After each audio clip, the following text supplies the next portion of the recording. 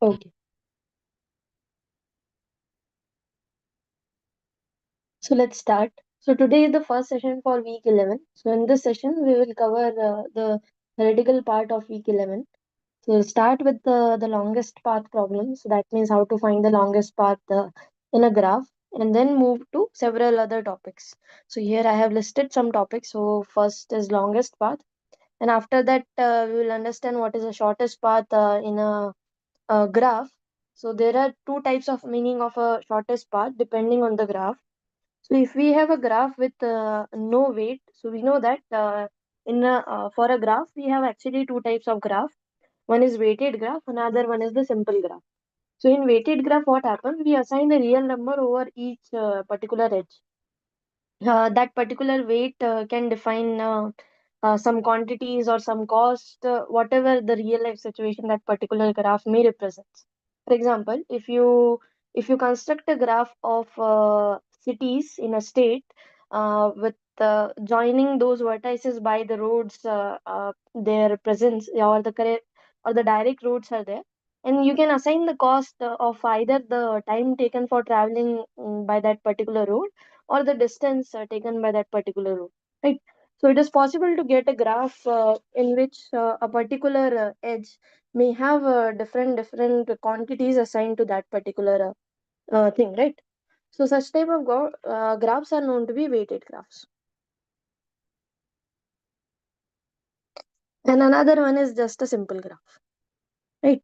So the shortest path problem can be differed into these two graphs. So if we have just simple graph, so that means a graph with no weight, then we can say that the shortest path between any two vertices will be the minimum number of edges we need to consider for reaching from one vertex to another vertex. Right. For example, if you have two vertices U and V, and if you need five edges here, suppose you need five edges. Five is the minimum number of edges to reach from a vertex U to another vertex U. Then this five will be the length of the shortest path in any simple graph. But in weighted graph, we also consider the weights associated to that particular path. Okay. For example, suppose you have two vertices U and V, and you can reach from vertex U to vertex V using any two parts. So suppose this is a small graph with three vertices U, V, W, and suppose I have assigned the cost of this particular edge is nothing but of cost 5, and here the cost of the edge U and V is 1, and the cost of edge sorry, U and W is 1, and W and V is 2. Right. So here in this particular weighted graph, the shortest path will be this particular path that will start from vertex U, go to vertex W, and then from W we can go to V. Because if you follow this particular path, the cost of this path is nothing but 3. So what is the cost of a path means?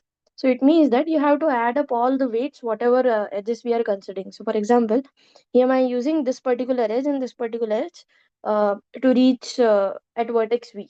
Right. So the cost of this particular path will be 1 plus 2, which is 3. So in weighted graph, the shortest path may differ, and it is possible that it's not the path which is using the minimum number of edges. Okay. So this shortest path problem also we will going to see what is this.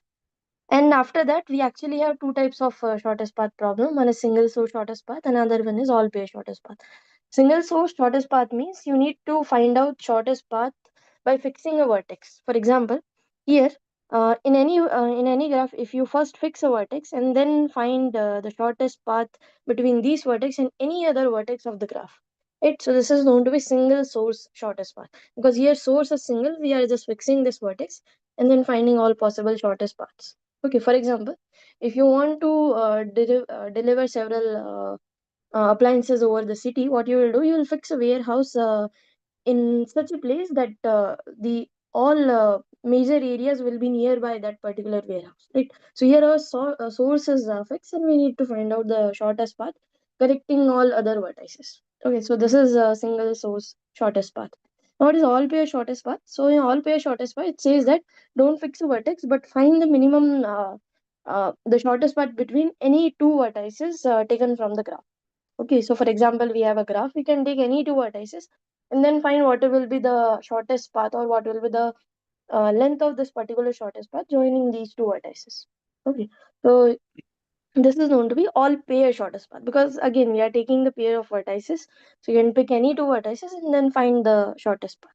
What would be the typical application for such scenario, madam? Because the one which you just explained, the fixed vertex one, which is very clear application is there, warehousing.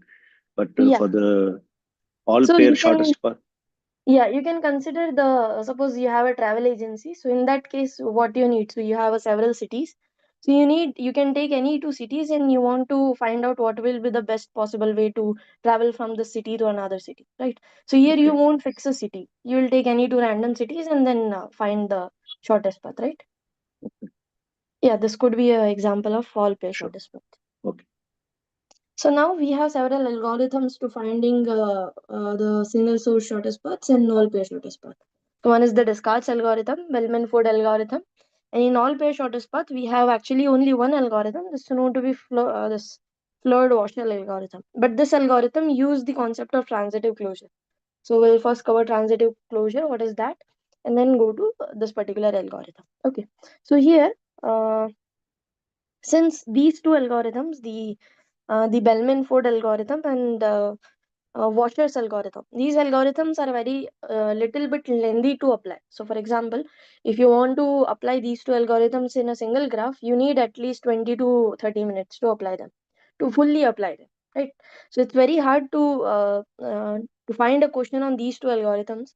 So, the question on these two algorithms will be very short questions. So, those questions will be, you need to complete one step in this particular algorithm, or some theoretical questions like when you will apply Bellman-Ford algorithm, or what is the application of Washer's algorithm, and all those things.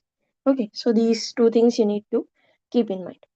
Now, the last topic is minimum cost spanning tree. So I'll come to this topic at the end because it's an important topic, and it is high possibility that you will get at least one question based on these two algorithm, Prince and Kushkal's algorithm, and both are very easy to apply. It's nothing in these two algorithms. Okay, so let's start with the longest path. Okay. So in the previous session, we have discussed the topological sorting. Topological sorting means finding a sequence of vertices by following which we can complete a certain task, right?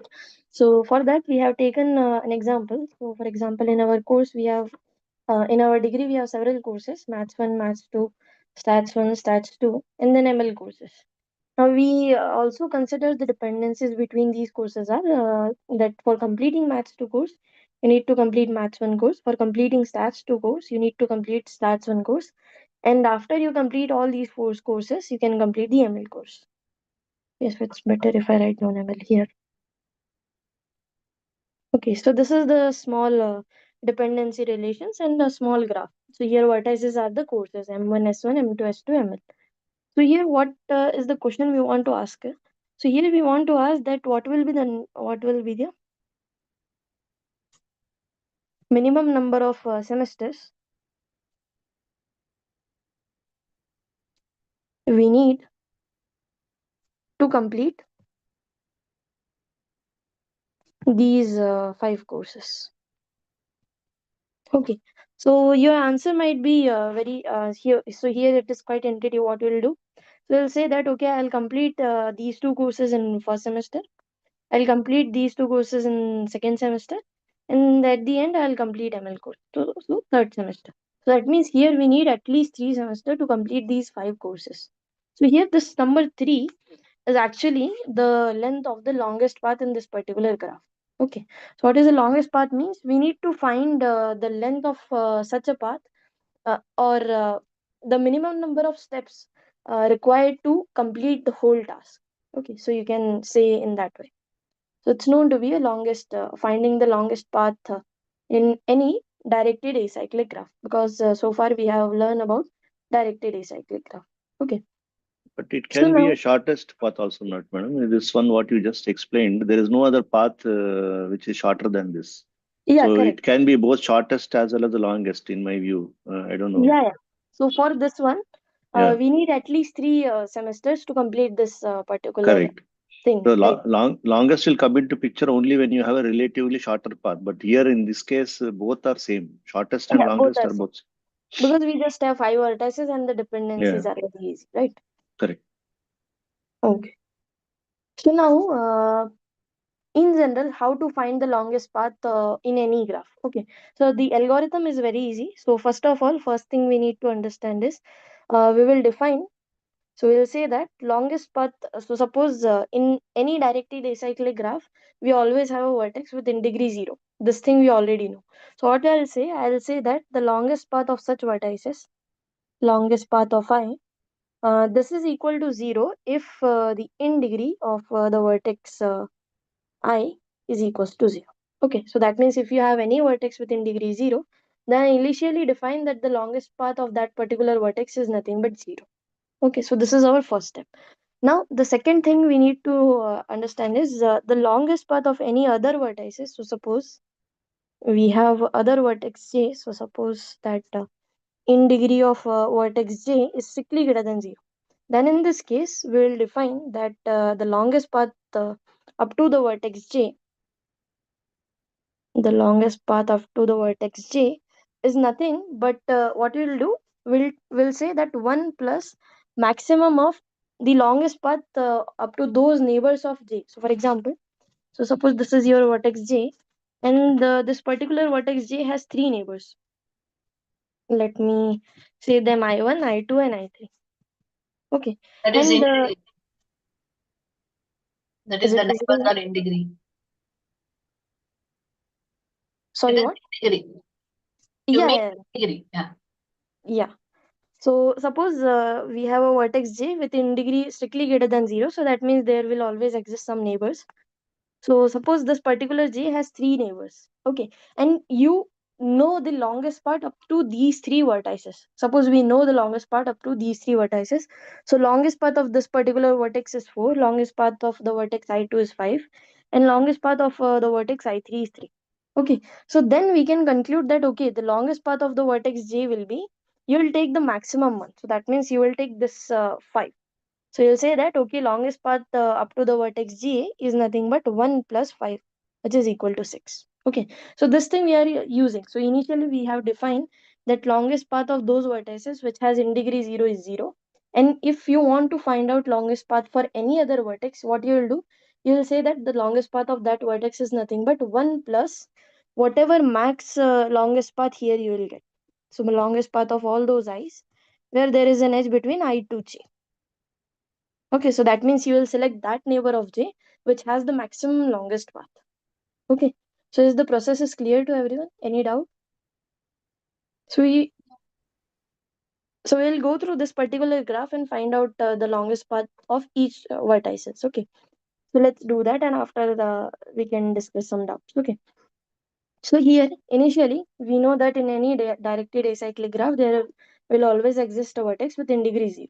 So first of all we will find out that particular vertex which has in degree 0.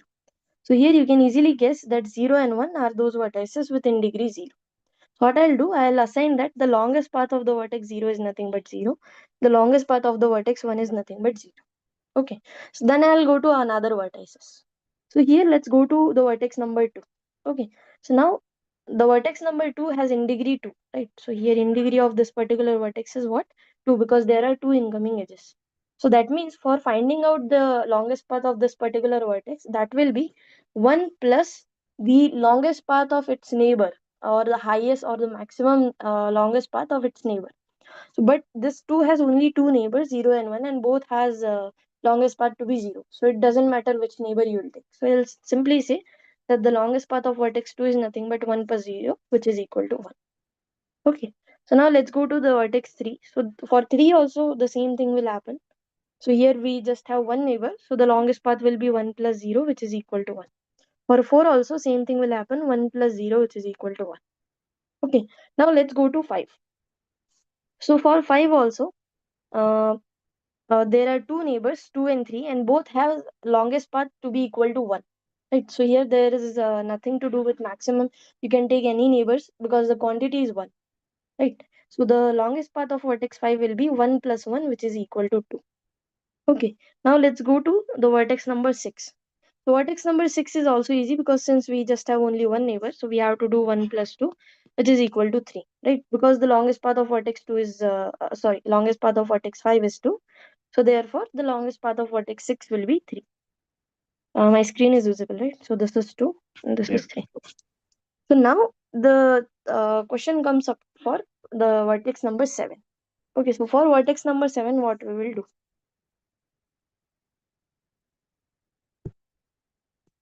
So it will be Okay, 4 plus 1, 5, I think, because the correct, longest neighbor is here it's 3. right. 3, 1, 1, 0. So it will be 4.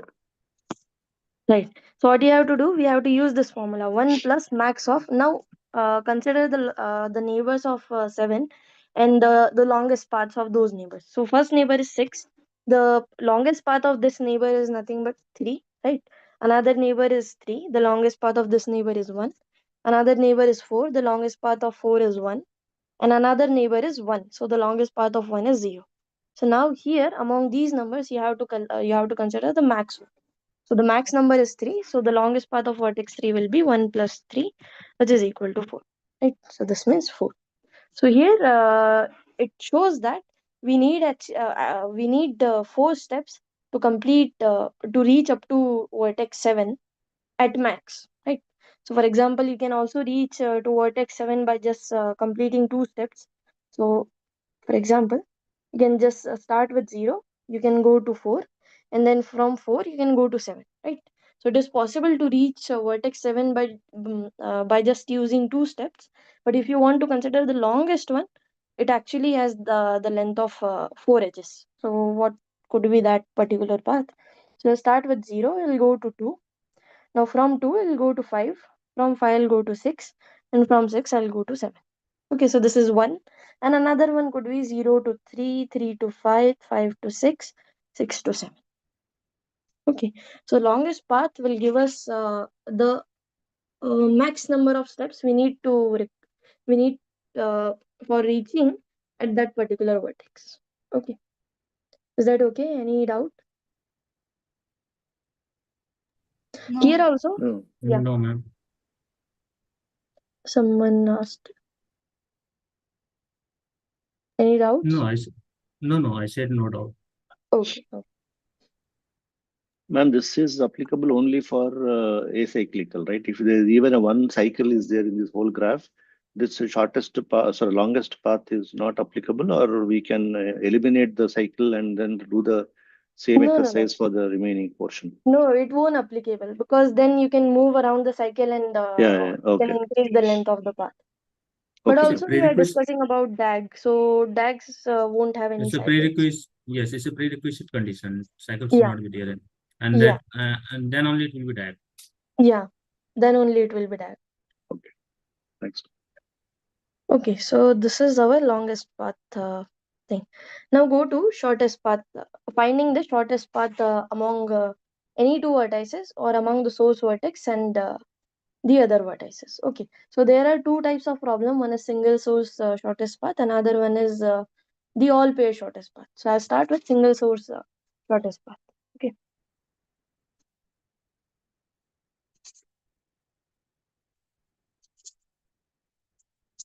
Okay, so for finding out this particular shortest path in a weighted graph, so from now on we will talk about weighted graphs only. So weighted graphs mean that graph with in which every edge contains a real number as its weight. Okay, so it's known to be a weighted graph. For example, if you have just a simple triangle, so in this triangle, if I assign some weights 1, 2, 3, then this will be an example of weighted graph. Okay, so we will consider the shortest path. So single source shortest path in any, for finding single source shortest path in any weighted graph, we actually have two algorithms, Descartes algorithm and Bellman-Ford algorithm. But there are some drawbacks on Descartes algorithm, that we cannot use Descartes algorithm if our graph contains negative edges. Okay, so we'll also discuss that. So it is possible to get a negative edges in a weighted graph.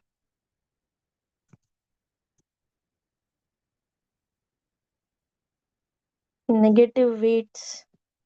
So what is negative edges? So negative edges means those edges which has negative weights. Okay. So for example, if you form a graph of some banking transaction, so this example was also discussed in the lectures. So suppose you need to form a graph of a banking transaction. So in this, so actually what happens? So every bank will will have some fee or will have some profit over each transaction. So for example, so suppose there are two persons A and B, which has accounts in that particular bank, and bank says that if you transfer a fees or if you transfer any amount between accounts, then you have to charge some 100 rupees or some amount will be there. Okay, so now this is the profit of a bank, right? But what happened over certain periods, bank will start some schemes that if uh, if you are a new customer, then you don't have to charge a fee, and we also give you some cashbacks. So suppose C is the new customer in that particular bank, and if C transfers some amount to any other accounts or any other person, then C don't have to pay any fee, and the bank will give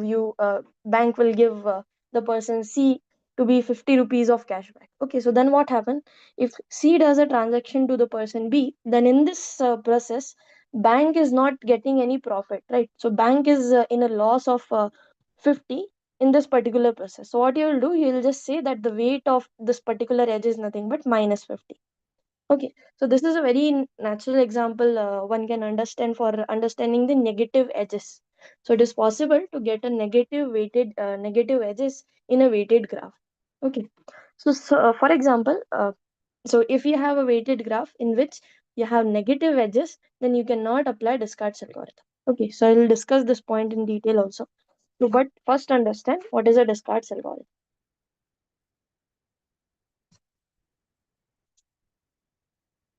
I hope the spellings are correct.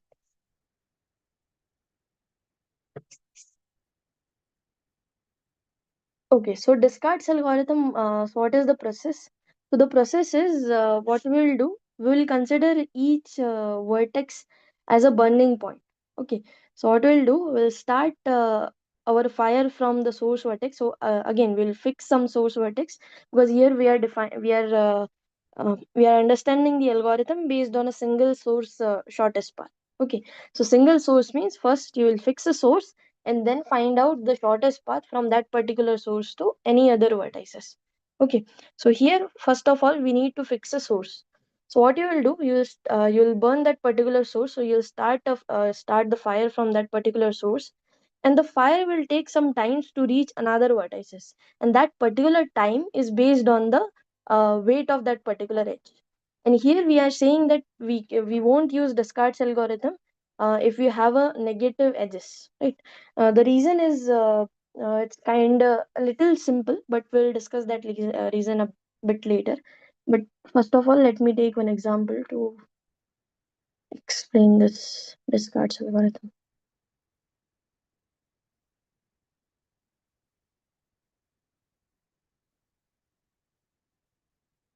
Yes, so I have this particular example.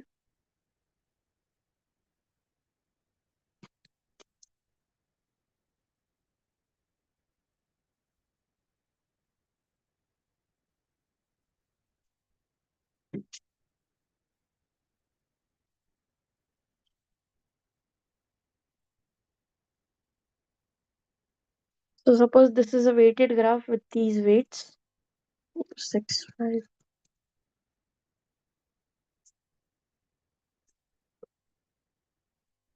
Okay, and now here you want to apply Descartes algorithm to find out the shortest path from this particular source vertex. So this is our source vertex A. Okay, so what we will do is start fire from the vertex A. So first of all, you will burn the vertex A. So initially in this particular Descartes algorithm, initially we will say that the distance of each vertex from the vertex A is infinity. Okay. So here we again observe this algorithm over step by step. So suppose the first step is to say that the distance of this particular vertex to itself is 0, and the distance of any other vertex from this particular vertex is infinity. Okay, and then we will go one by one to see if this distance reduces to infinity, from infinity to a finite number or not. Okay, so what we'll do is start fire from this particular vertex A. So suppose you burn this vertex, and now fire start running over these two edges. But the time taken to reach at any other vertex is depend on that particular weight. For example, here the weight of this particular edge is 5. So that means a fire will take at least 5 minutes to reach from a vertex A to the vertex B. Okay. So if you start a fire from vertex A, what will be the next vertex which will burn? So what will be the next vertex which will burn? Yeah, just see. C, right? So that means this vertex C will burn at the time 3, right? So for example, suppose we are saying that whatever distance is, so here we'll just take care of time. So that time is similar to distance. So that means you can reach from a vertex A to vertex C by traveling a 3 distance, or you will simply say that the burning time for this particular vertex C is nothing but 3. Okay, so that means at 3 minutes the fire will reach at the vertex C. Okay, so now what is happening? Fire is reached to a vertex C, and now fire start spreading over all the directions from vertex C to. Okay, so now in this particular picture, what do you guys think? What will be the next burn vertex? What will be the vertex? B, D. right? B, ma'am. Because fire B. will take, yeah, correct. Because 2 fire will take 7 minutes if it want to reach from this particular path, right? But the fire can reach to vertex B by just continuing in this particular edge with burn time 5. That means here the burn time of vertex B is nothing but 5. Okay. So now what will be the next vertex which will burn? E. From where? From you have to guess now. So at 5 minutes the D. fire will reach at No, vertex D. B It will be and it D. will start burning here. It will take less time for E. Right? E. Yeah, so yeah, we'll consider each one by one. Okay, so now for reaching up to the vertex F, we need more 6 minutes. Okay, so suppose we'll so that means it's very far. But for reaching vertex D, we need 5 minutes. Okay, now it's also far. So now what is happening? So that means time 5 at 5 minute, or you can say at 5 o'clock or something. You can say so at 5, the vertex B is burned. So after just by traveling 2 distance we can reach the vertex E. So the burning cost of this particular vertex will be 7. If we say that this is 5 plus 2 is nothing but 7, but can we go to another vertex by which has a burning cost minimum than 7? So the answer is no, because the burning cost of the vertex C is 3, and the burning cost of vertex D will be 5 plus 3, which will be 8, right? So 8 is bigger than 7. And similarly, if you add 5 plus 6, then that will be 11. So 11 is also bigger than 7. So that means the next vertex which will burn, that is nothing but E. Okay, is that okay? Here? Yeah. Yes, ma'am. Okay. So now so that means the vertex E is also burnt and the fire is spreading over all the directions now. So that means this fire is spreading over all the directions. Now you have to find out what will be the next vertex which will burn. D. D, correct? Because the burning time of the vertex D will be 5 plus 3, which is 8. Right? But F That can means, be only 3, no?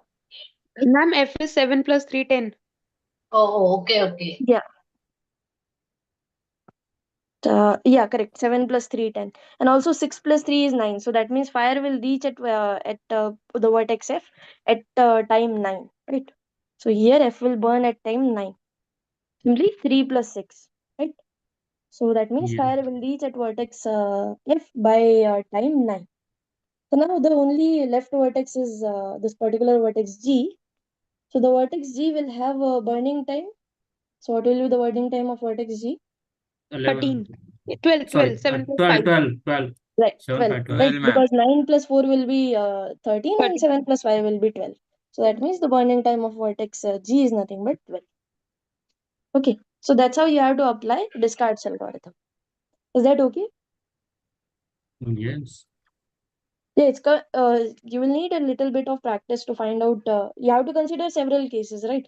So how will the fire will reach at any other vertex? Okay, so here Descartes' algorithm uses a basic principle of the previous burn time. So for example, we uses the burn time of this particular vertex C uh, in for finding out the burn time of vertex D, for finding out the burn time of vertex F2, right? So what does this Descartes algorithm actually do?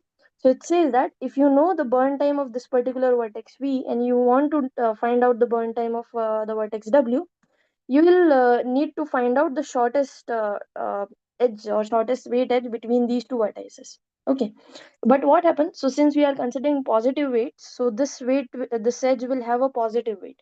But suppose in your graph, if you have some negative weights, then it is possible to have a larger weight here and then some negative weight here, which can reach to W. For example, so this example I am explaining that why we cannot apply Descartes algorithm if we have a negative weights in our graph. Okay, so for example, suppose that for reaching, if you want to reach from V to W, the weight of this particular edge is nothing but 2, and the weight of, suppose this is another vertex U, so the weight of the edge from V to U is, suppose this is something like 10.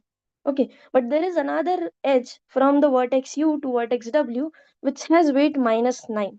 Okay, so then what does Descartes algorithm says? Okay, Descartes algorithm tell us no, you have to take this particular edge to reach at the vertex W. Okay, it won't consider this particular negative edge.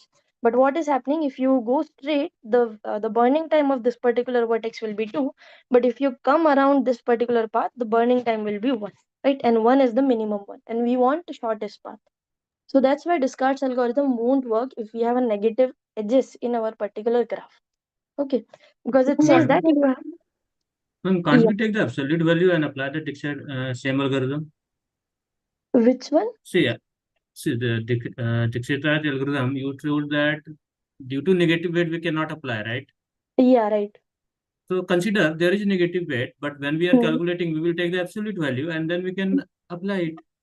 Can't we No, do but that? it won't give us the shortest weight. If you take the absolute value, then the Hmm. weight, then the graph will See change, right? here, no, graph will remain same, but the path, the shortest path will be the change. Consider Yeah, but from V to absolute W value is a will change 2. the absolute value will change the meaning of the graph. Now, if there is a negative weight, that means it is defining something.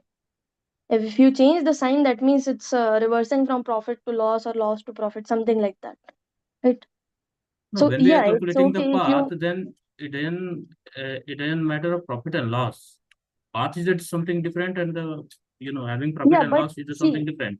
yeah, but the weight of this particular path that you want to consider the absolute value for all negative weights, right? Right. So that means you are saying that in place of -9, let's take 9. Yes. Then obviously So it's correct, but it will change the meaning of the graph. So if the -9 is there, so that means it represents something. For example, suppose this I -9 understand is, it represents something, but when we yeah, are considering the path, so what it represents, it doesn't matter. no, it also changed the meaning of shortest path.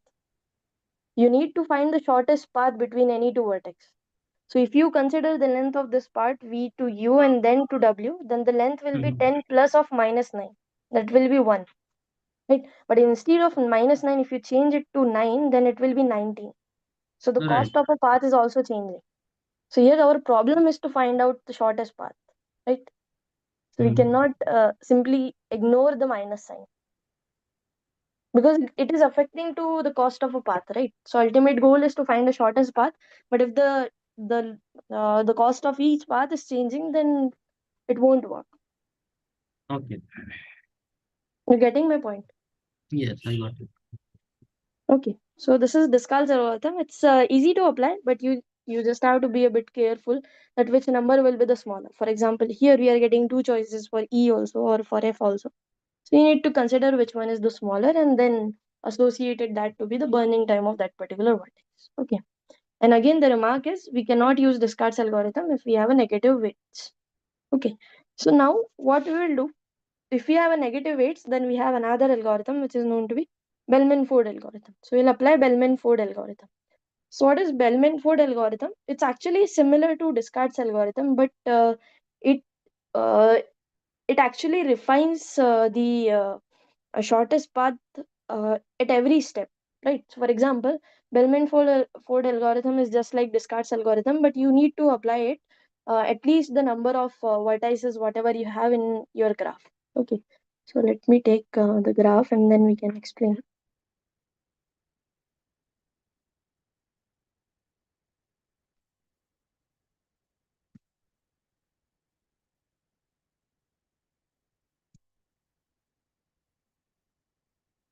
So Bellman-Ford algorithm is applicable at any situation. If you have a negative edges, then also it's fine. If you don't have a negative edges, then also it's fine.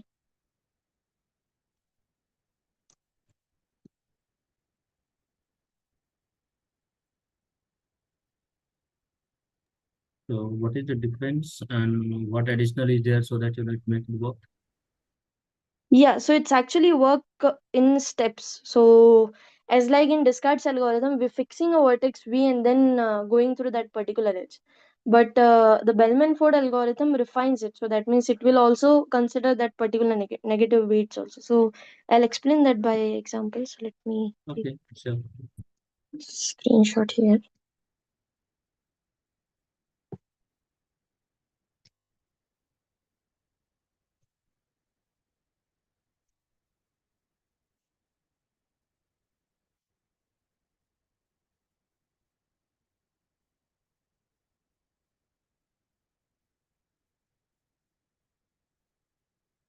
So it's kind of refined at every step. So it will find the shortest path up to each vertices in one step, and then it will refine at each and every steps. Okay, so this is Bellman-Ford algorithm. So here what is happening? So we have to we have to complete so many steps here. So this is your first step. I hope my screen is visible, right? Huh. So this is your second step. This is your third step. So that means Bellman-Ford algorithm says that find the distance, find the shortest path n times. So n times means you have to apply this particular algorithm in n steps. What you will do in first step? So in first step, so again we need to fix our source vertex. So in this particular example, 0 is our source vertex. Yeah. So here 0 is our source vertex. So what you will do in initial step, Bellman-Ford algorithm says that the distance between 0 to 0 is 0 and all other vertices will have infinity distance. Okay, so this is your step 1. And why we are considering the data from step 1 is because the all other data, so that means for finding the step 2 or finding the distance at the second step, you need to apply this particular formula. Okay, so this formula says that the distance of source vertex is 0, that d0 is 0, d means the distance of that particular vertex. So d0 is 0. And now in the second step, if there is an edge between any vertex to any other vertex, the distance of that vertex, so that means dk, will be the minimum of dk, right? So here we need to consider minimum of two quantities. So one is the minimum of dk. So this dk is the distance of vertex k in the previous step. Okay, so this is the distance of the vertex k in the previous step. So either the this quantity or the distance between dj plus the weight of the edge of joining j and k. So here what is j? So j is a neighbor of k, and the distance of j, so this distance is also a distance computed in the previous step. Okay, plus the weight. Okay, so remember this formula and we will use this formula to find out the distance of each vertices in Bellman-Ford algorithm. So initial step says that the distance of source vertex is 0 and the distance of any other vertex is infinity. Okay, so now let's compute the second step. Okay, so in second step, again the distance of source vertex will always remain 0. The distance of other vertex will change. So here what will be the distance of the vertex 1? So it says that distance of vertex 1 will be minimum of distance of 1. So this distance is the distance computed in the previous step. So we'll use the first step's distance over here. So in the first step, the distance of vertex 1 is nothing but infinity. So here we need to find the minimum of either infinity or distance of 0 plus the weight of this particular edge. Because why we are taking a distance of 0? Because 0 is a neighbor of 1 and the weight of this particular edge is nothing but 10.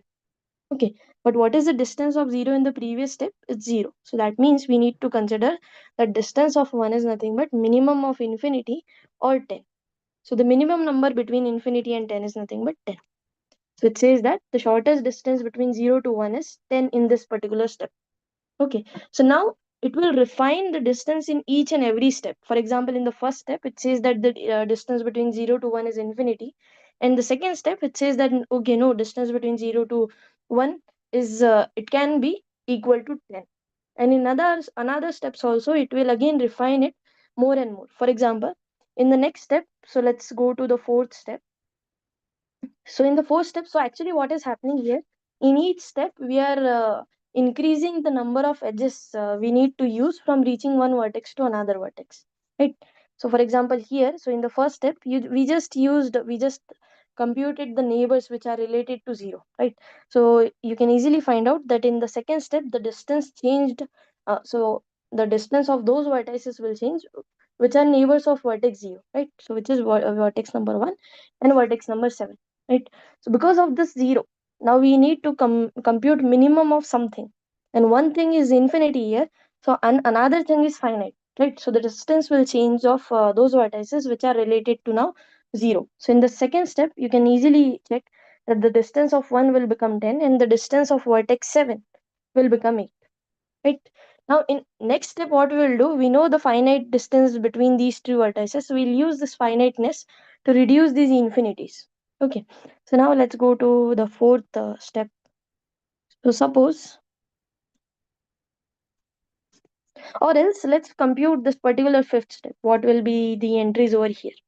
Okay, so again the distance between 0 to 0 is 0. Now you need to compute d1. So what will be the d1 now? Formula says you need to find out the minimum of d1. So this d1 is d1 from the previous step, so the minimum of d1 is 5.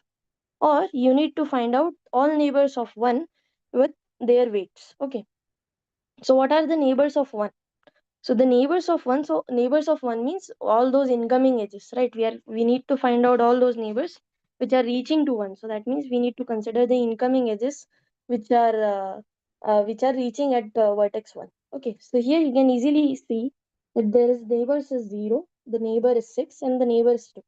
So it says that either the distance of 0 plus the weight which is 10, or the distance of 6 plus the weight which is minus 4, or the distance of 2 plus the weight which is 1. Okay, so let's find out these quantities. So distance of 0 is 0 always, so this will be 10. So distance of 6 in the previous step is what? So this is 6, the distance of 6 is 9.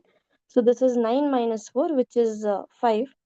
And now distance of 2 in the previous step which is 10. So this is 10 plus 1 which is 11. So we need to find out the minimum among these quantities. So one is 5, another one is 10, another one is 5, another one is 11. So the minimum number is nothing but 5. So here the distance between 0 to 1, the minimum distance between 0 to 1 is 5. Okay, so here you can observe that how this particular algorithm is refining the distance at every step. Right? Initially it says that no, the distance is infinity. Then it says that if you use the formula, the distance will reduce to 10. And now if you use the same formula, now the distance is reduced to 5. So if you apply Bellman-Ford algorithm up to the number of vertices, so here you need to apply this vertex up to n step. So where what is n here? N is the number of vertices. Okay, and the formula is easy. Distance of k is nothing but minimum of distance of k computed in the previous step, comma, um, the distance of their neighbors plus whatever weight we have of that particular edge. Okay, and you need to choose the minimum number. So that will be your minimum distance from the source vertex to another vertex. Okay, so now is that okay? Any doubt? No, ma'am, I think this is good. So let me explain what I understood. So Yeah. you are taking 0 in the first row. We have Hmm. V is 0, and then all dV is all zeros because 0 to 0 is always 0. That part is Yeah. clear. The Yeah. second, let us come to the second part, which is 1, vertex 1. Let us take Hmm. vertex 1. Vertex Hmm. 1 has 3 inputs. Yeah. Okay, so one input is 10, other input is Hmm. 6, other input is 2. Yeah, Now, right. Vertex 6, vertex 2. so let us say in first instance, what vertex to any vertex towards 1 is infinity. So that's what you are saying. Yeah. 1 to 0 is infinity. That part is also Yeah. clear. That's why Right. you are given all for all the 7. That column, the whole column is infinity. That part is also Infinite. clear. Now Yeah. let us come to that next step. Next step, what happens? You are choosing 0 to 1 with the weightage 10. Yeah. So in So that now we can reach. Hmm. scenario, what you are saying, you take d D0 plus 4 Yeah, is D0. Z0 plus This 4. So 0 is 0. hmm, The previous value is 0. The one value D0 has become 10. hmm. Sorry, D0 is 0. And then plus 10 weightage. So Yeah. you always So say what was the previous step and plus the weightage. yeah, So plus the weight. previous step is 0 and the weightage is 10. So you get a result 10. 10, right. Similarly, you do D6 because the next input is 6, vertex 6. So D6 plus Hmm. minus 4 weightage. And D6 is 9. How did we get 9 this because 9, of, ma'am? so you can reach from 0 to 7 by 8 weight and then from 7 to 6 by 1 weight. Right. So this is the Oh, only path for you have to reaching the add two that. Oh, logistics. okay. So you have to Yeah. add that 8 plus 1, 9, and that will And be 9. the previous step. So 9 minus 4 equal to 5. Yeah. So Okay, now okay. this And 10 will reduce to 5. But then you will see, come this to thing we are doing intuitively that okay, this path is there, this path is there. uh, uh, But if you follow this particular formula blindly, then also uh, you will get the exact numbers. okay. Just consider the DJs and WDJs. Here, what is DK? So this is computed in the previous step, and Uh, these DJs also computed in the previous step. So you need to consider the neighbors too, right? So so neighbors will be before there. so before you build this table on the left side, Hmm. you have to first Hmm. do the first step will be you have to run the whole graph with this values 8 is 1 minus 1 minus 1. All these things you need to do first. Then only you can apply the formula. Is that right? Yeah, that's correct because you need to consider Huh, the neighbors and the weights also, correct. right? Okay. Because in this formula. No, that up to, so in this scenario, Hmm. 10, 10, 5. This 10, 10, 5 belongs to uh, D0, D6, D2. Is that correct? For the one number one vertex, vertex, Hmm. infinity, first 10 has come because of 0 to 1. Yeah, 0 to 1. The second 10 has come from 6 to 1. 6 to No, minus 4, that will be 5, the right? 5. Because the weight of 6 is 9. So which Hmm. vertex you are taking in that case for 5? So for 5, we are taking the vertex 6. So what 6. is the weight of vertex 6 in Uh, the previous step is 9. right, but the value is 10, no, ma'am. For example, if you see the first row with the first number one No, no, you vertex, need to consider the previous step. To compute this step, you need to take the data from the previous step. but then what is this meaning of this? See, if you look at the second row, 10, 10, 5 is there, right? 10, 10, 5. Yeah, just Uh, don't go so, row wise, go so, column wise. oh, you have to go column wise. Okay, Yeah, okay, go okay. column wise. So this Okay. is the data of the first step. So in the first step, the distance between 0 to 0 is 0 Right, and right, right, all right. other distance is infinite. Okay, okay, okay. So Yeah, the so it's second step is requiring, 0 to 10. Okay. yeah, right. So Third then step this is is the second step. uh, third step again. How come this Yeah, 10? so let's compute third step Uh, in detail. Na?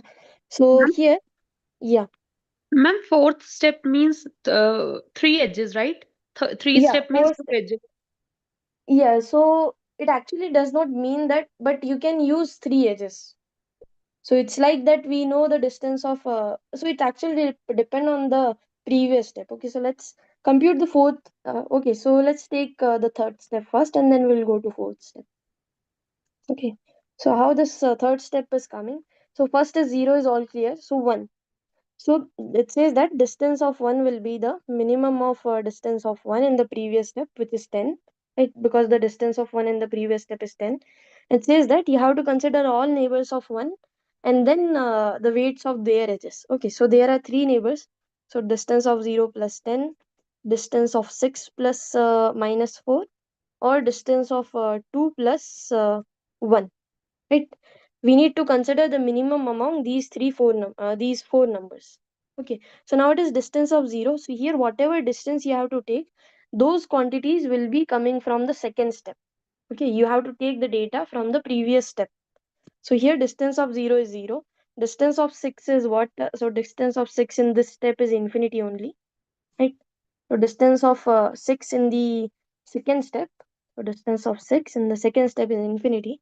So now this will be infinity only. Infinity plus minus 4 will become infinity. This is 0 plus 10 will become 10. And distance of 2 in the second step is also infinity. So that's why infinity plus 1 will become infinity only.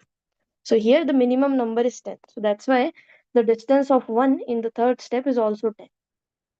Is that clear? By the formula, it is 10. Okay. So now what is happening in the graph? So in the graph, it says that, okay, we have this particular distance, it says it is 10. We have this distance, it says that you can reach from vertex 0 to vertex 7 uh, by taking the distance 8. Okay. But we don't have any other information. So other vertices will have infinity distance, right? So there is no other path to reaching the vertex 1 up to this particular step, right? After completing 2 steps, we can reach to 1 just by using 2 edges. Okay, but there is no path from 0 to 1 using only 2 edges, right? Is that okay? So in step 3, you need to use at least 2 edges to reach that particular vertex.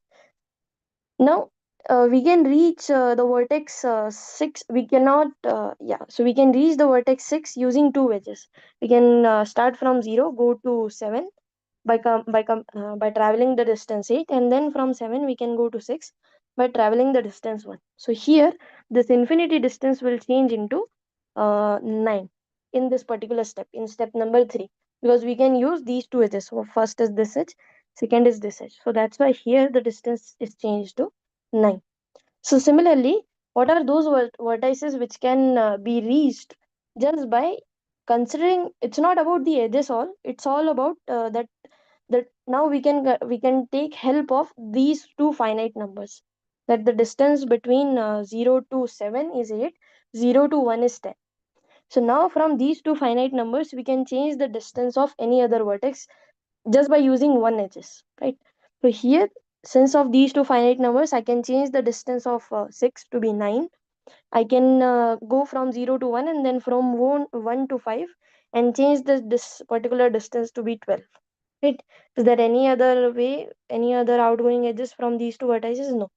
So that means only distances which will change in step 3 will be 6 and 5, and that will be 9 and 12, right? 9 and 12. And 8 and 10 is already there. Is that okay? Now what we will do, in the next step, you will use these finite numbers to compute the distance of other vertices, right? Now consider the outgoing edges of these vertices also. So now here, if you consider this particular negative edge, then what does it say? That, okay, I have a new path which says that you can start with 0, you can go to 7. By considering the weight 8, you can go to 7 to 1, 7 to 6 by considering the weight to be 1, and then you can go to 6 to 1 by considering the weight to be -4. So this algorithm is taking care of this long path also, because we are at fourth step, so we can use these finite numbers to get a smaller distance. So if you compute the cost of this particular path, that will be 8 plus 1 minus 4, which is equal to 5, right? So intuitively, this is happening in the graph. But if you have a very large graph, or also if you go up to 5, 6, or 7 steps, it's actually very difficult to take care of the neighbors, because there will be several neighbors. So what you can do, you can use this formula. You can list out each neighbor plus their weights, each neighbor plus their weight, each neighbor plus their weight, and then you just have to find the minimum number. So then this formula is useful. Although if you want to do intuitively, that's also you can do. Is that okay? Any doubt now? No, ma'am. Okay, so let me recall once again what is happening in this algorithm. So here what we are doing, we are refining the distance at every step. And the thing we are using to refine the distance is this particular formula. So we are saying that initially we will find all those neighbors which are directly connected to that particular source vertex. So that means, is it possible to travel directly from this vertex to another vertices? Okay, so this thing we'll do in second step. So here the first step will be simple 0 and all other infinities. The second step will say that is it possible to travel from this vertex to any other vertex just by using one single edge? Okay, so the answer is yes. We can travel from vertex 0 to vertex 1 by using a distance of 10. We can travel from vertex 0 to vertex 7 by using the distance 8. So these two quantities will get modified into second step. And this thing also you can find out just by applying the formula. Okay. Now in the third step, what we are doing that, okay, we can reach from vertex 0 to vertex 1 and vertex 0 to vertex 7. Now is there any other possibility that we can reach from these vertices to any other vertices? So this we will take care of in the step 3. So the answer is yes. So we can go from vertex 1 to vertex 5. We can go to vertex 1 to vertex 5 by traveling some distance, which is true. And we can go to vertex 6 from vertex 7 by traveling the distance 1. Okay, so now we can update the distance of these vertices. So the distance of vertex 1 is 10, distance of vertex 7 is 8, distance of vertex 5 is 10 plus 2, which is 12, distance of vertex 6 is 8 plus 1, which is 9. Okay, so this thing will be taken, so this data will be updated in the next step, right? So, which is the step number 3. So initially all zeros and infinity, second one neighbor, another one is a two-step neighbor, or we are using more edges now. Okay, so now at this step also, is it possible to go somewhere from vertex 5, 6, 7, 1, right? So the answer is yes. So from 6 we have only one we have two outgoing edges. So from 6 it says that, okay, from 6 you can go back to 1, and the cost of this particular path will be minimum than 10, right? So it says that, okay, if you follow this particular ring road, then you can reach to the vertex 1 from the vertex 0 by just paying of the cost of 5, right? So this is taking care in the fourth step. So it says that, okay, you can use this path and you can say that, okay, distance of 1 is now 5. Okay, so you'll update the distance from 10 to 5. Ma'am, Ma'am, I Yeah, have a doubt. yes. Hmm. Ma'am, in fifth step, if we Hmm. see the value of 5, so its neighbor is 1 and minimum value of Yes. 1 is 5. So can we write 5 plus 2, 7? Yeah, right. But now Now this if we entry will be 7. 7, right? But if Hmm. we calculate it for 2, Hmm. moving from 5 to 2, will we do 7 minus 2 or will we take the previous value of 5, that is 8 minus 2? Yeah, so if you find here, then you have to take the previous value. But if you find here, then you have to take the previous. So that means you will take the previous value, which is 8 minus 8 2. minus 2. Okay. Okay. Thank you, ma'am. ma'am, ma'am. Yes. So are we finding the the edge from 6 to 1 or from 0 to 1? Yeah, we are computing the distance from 0 itself. So we Okay, are always answering the question how we can reach from 0 to any other vertices. okay. Okay. So here also you can say that as the distance updated, you can travel from 0 to 1 by this long path, and the distance will be reduced to 5. This particular thing is taken care by this particular algorithm. But if you go via the Descartes algorithm never chooses this particular path. No, in this case it will, because since the weight is 8 here. But if you reverse the things, then it won't. Okay. So that's why Bellman-Ford algorithm. So it's kind of updating the distance at every step. Step by step, you are refining the whatever data you have collected in the previous steps. Okay. Is it also calculating at every step that, from 0 to whatever, value Hmm. we are getting is a minimum distance? Yeah, right. But here, these quantities are not the exact minimum. You need to apply at least n steps to get Okay. the result. Okay. So Got it. whatever the number of vertices are there, that many steps you need to require, because then only you will take care of every neighbors. So for example, in the third step, up to third step, we are not considering 6 as a neighbor of 1. We are saying that yeah, we are considering the neighbor, but since we have the distance of 6 is infinity, it won't affect the distance of 1. Okay, but in the next step, as the distance of 6 changes to finite thing, we get updated to 5. Okay, so that's why it's important to apply this particular algorithm n times. And after n times also, so what has happened? If you apply this algorithm n times, and if you compute the n plus 1th step, so in this step, whatever data you will get, that will be similar to the data you have found in n step. So that means after this point, the distance won't change. So that means the distance of each and every vertex will be fixed. For example, suppose here we have how many That will be vertices? the 7, minimum 8 also, right? vertices. Yeah. So here we have 8 vertices. So after 8 step, whatever data you will get, that will be similar. So for example, here 0, 0, 5, 5, whatever data you will get, those will be similar. Okay. If it is not similar, so it will, so if, yes. So if it's a directed acyclic graph, then it will all, sorry, not directed acyclic graph. We haven't discussed what are the negative cycles, right?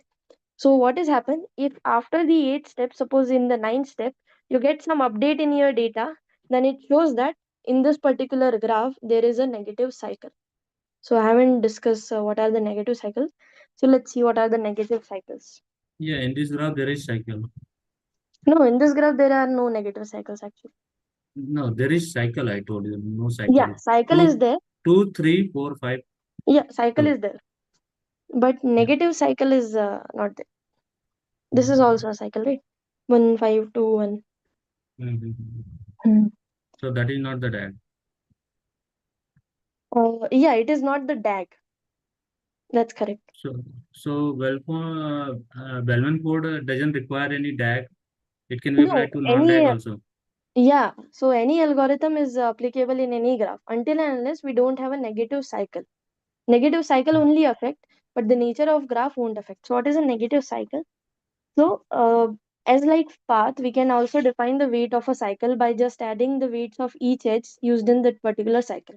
For example, if you have a cycle like this with 4 vertices, suppose we have 4 vertices and the weight of this edge is 1, 2, 3, 4.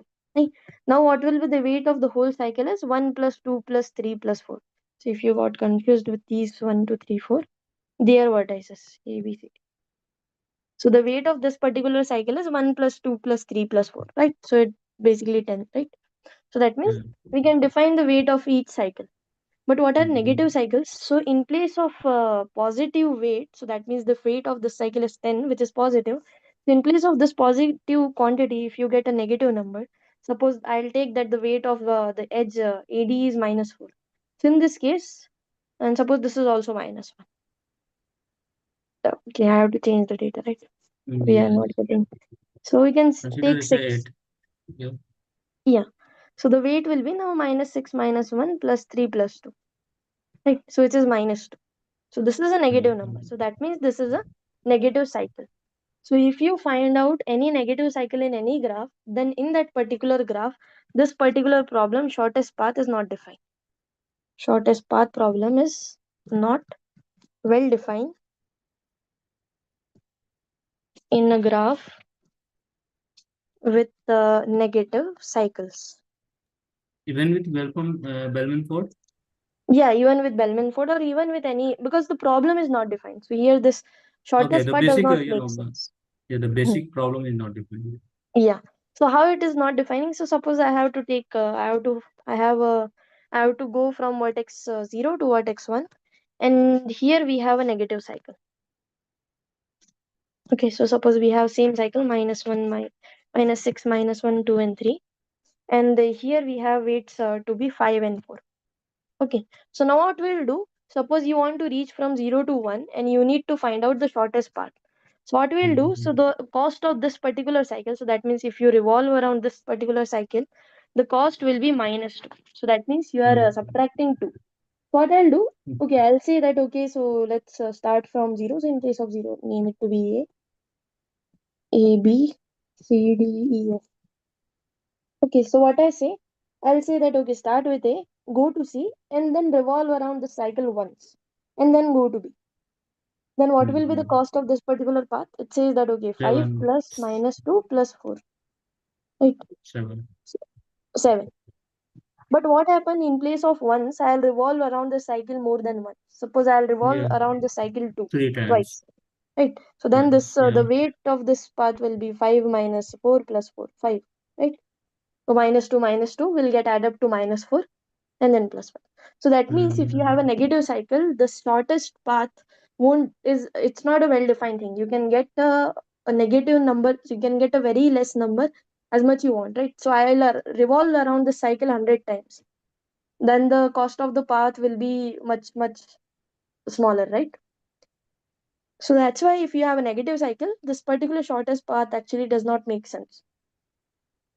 Is that okay? Because it will go to negative spiral. Yeah. So you can always dig around of that particular cycle and reduce your cost by much more, right? Length or times. Yeah. Okay, is it fine to everyone? So we'll discard the cycle. No, we won't find the shortest path in these graphs. We'll say that We will okay, it is discard the not graph possible. itself because graph is itself is not well defined. Answer won't be 5 plus 4, 9. 5 plus 4, where? Here? If we discard the cycle part, so can we get the answer Right. 5 plus 4, 9? Yeah, correct. If we discard the cycle. Okay, ma'am. Okay. So, yeah, so let's get back to Bellman-Ford algorithm. So what has happened if in Bellman-Ford algorithm, after doing the number of steps up to the number of vertices, still, if you are getting some update in your datas, then in that case, it will imply that this particular graph will contain a negative cycle. Okay. So this is the one thing.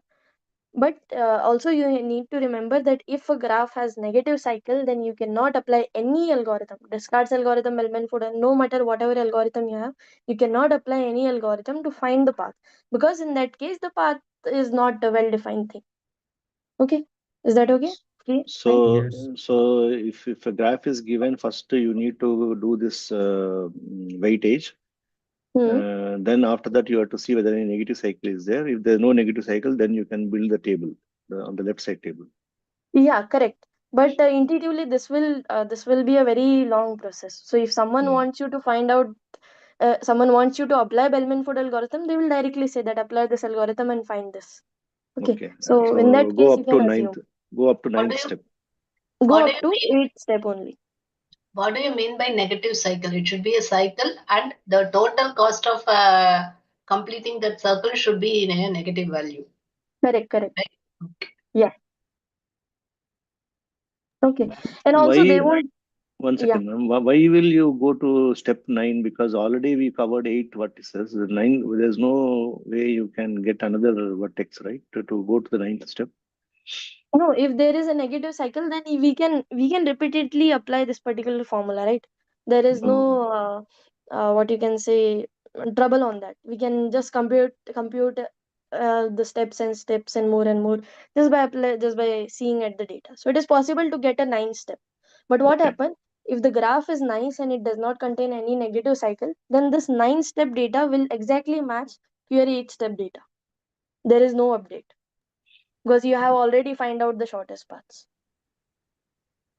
But it is not intuitively possible to figure out whether the ninth step is there or not. You have to Yeah, just, hmm, yeah, intuitively it's by the graph it's not there, but mathematically you just have to do some calculation, right? We have okay, data, we can find out another step also, okay, right? fine. Okay. So this is all about Bellman-Ford, and also you can easily see that applying, or if you want to find out shortest path using Bellman-Ford, you need so much. You should have a lot of time, right? If there are only 4 or 5 vertices, it will take. You have to compute 5 steps, which is not that easy if you have many number of vertices. So what are the type of question will be there from this particular algorithm, This or will could be be there from this? actually an square calculation. If it's a 4, then 16 calculation we have to do. Yeah. So many calculations you have to do, and if you know the algorithm, also it is possible to get a wrong answer just by missing some calculation, right? Yeah, So calculation error. yeah, so it is possible that they will ask about a certain entry. So that means they will give you the table, they will give you some data, and they will say that okay, this is graph, this is table, find the value at this particular box. What will be the value, right? So here you just need to do one calculation if you understand the algorithm. Correct, this much you guys can do. And other things of Yes. this algorithms are theoretical basis means what are the uses of it. This algorithm is we can find out the shortest path, right? We can find out the shortest path if we have a negative edges too. Negative edges and negative cycles are different. Okay, negative edges means an edge with a negative weight. Negative cycle means the total sum should be negative. Okay, so these are negative cycles and negative edges. So negative edges means this type of edge. This AD is a negative edge. with weight -6. Okay. So this is Bellman-Ford algorithm, and that's all. Ma'am, Any doubt? ma'am, assuming that we completed 8 steps, okay, in that case, how do we figure out the shortest path from the table? Just can you Yeah, give whatever quote an numbers example? you will get here, that will give you the shortest distance. Okay, on the 8th step, nth step, let us say you have n vertices. So once you complete the n steps in the table, whichever the shortest number, smallest number you get, that will be the shortest path from 0 to that particular. Yes, Yeah, so that for is example, The nth that column particular will have number. all the values, which will yeah, tell you from 0 to any other vertex what is the shortest path, right? That's correct, my correct. understanding. Yeah, Correct. Okay, that's got it. correct. Okay, understood. Thank you. Okay, so this is Bellman-Ford algorithm. Now, next thing we have is all pair shortest path. All pair shortest path means you have a graph. You will take any two pairs and find out the shortest path among these two pairs. Okay, so here this problem is actually not that simple to handle. So we have one algorithm which is known to be Floyd-Warshall algorithm, but it also takes much more time than this Bellman-Ford algorithm to compute the result. Okay, but before that, it uses the concept of transitive closure. So what is transitive closure? Let's understand it. Okay, so initially you guys can remember that if we have a relation, that using that relation we can build a graph, and if we have a graph, then for that graph we can define a relation. So that means this relation in graph has one correspondence. That means if we have a relation, we can define a graph. If we have a graph, we can define a relation. Okay, so how's that? So suppose you have a relation, some relation. So suppose you have a parent son relation, right? So parent son relation means we have some set of peoples. So in that set of people, we say that two persons are related if the first one is a parent of the second one. Okay, so this is a very quite intuitive relation. So in using this relation, how can you build a graph? Okay, as I said, that relation in graph are one correspondence. So suppose you have this parent son relation. So using this relation, how can we build a particular graph? So again, for building a graph, we need two things. We need a set of vertices, we need a set of edges. So which thing you will consider a set of vertices? Any guesses? Which thing you will consider as a set of vertices if you want to build a graph with respect to this relation? You will say that people, right? Two vertices, one edge will be the child. Two parents will be the vertices. Is that right? But the No, parents so will be vertices and peoples. So here relation is defined on a set. That set is contained the some number of peoples. Right? So suppose there are some peoples A, B, C, D, whatever people are there, you can consider those to be your vertices. For example, I have the four persons are there, A, B, C, D. I'll say that okay, these four will be my vertices, and I'll draw an edge between them if the first one is a parent of second one. So that means I'll draw an edge between A and B. So it means that A is a parent of B. I'll draw an edge between D to C if D is a parent of C. So that means here relation is defined by edges. So whatever set we have, that set we'll consider as the vertices. For example, in this relation, we have set of peoples, right? So those peoples will take as a vertices, and we'll draw an edges between them if they are related, right? If A is related to B, that means if A is a parent of B, I'll draw an edge pointing out towards B, and it indicate that A is a parent of B.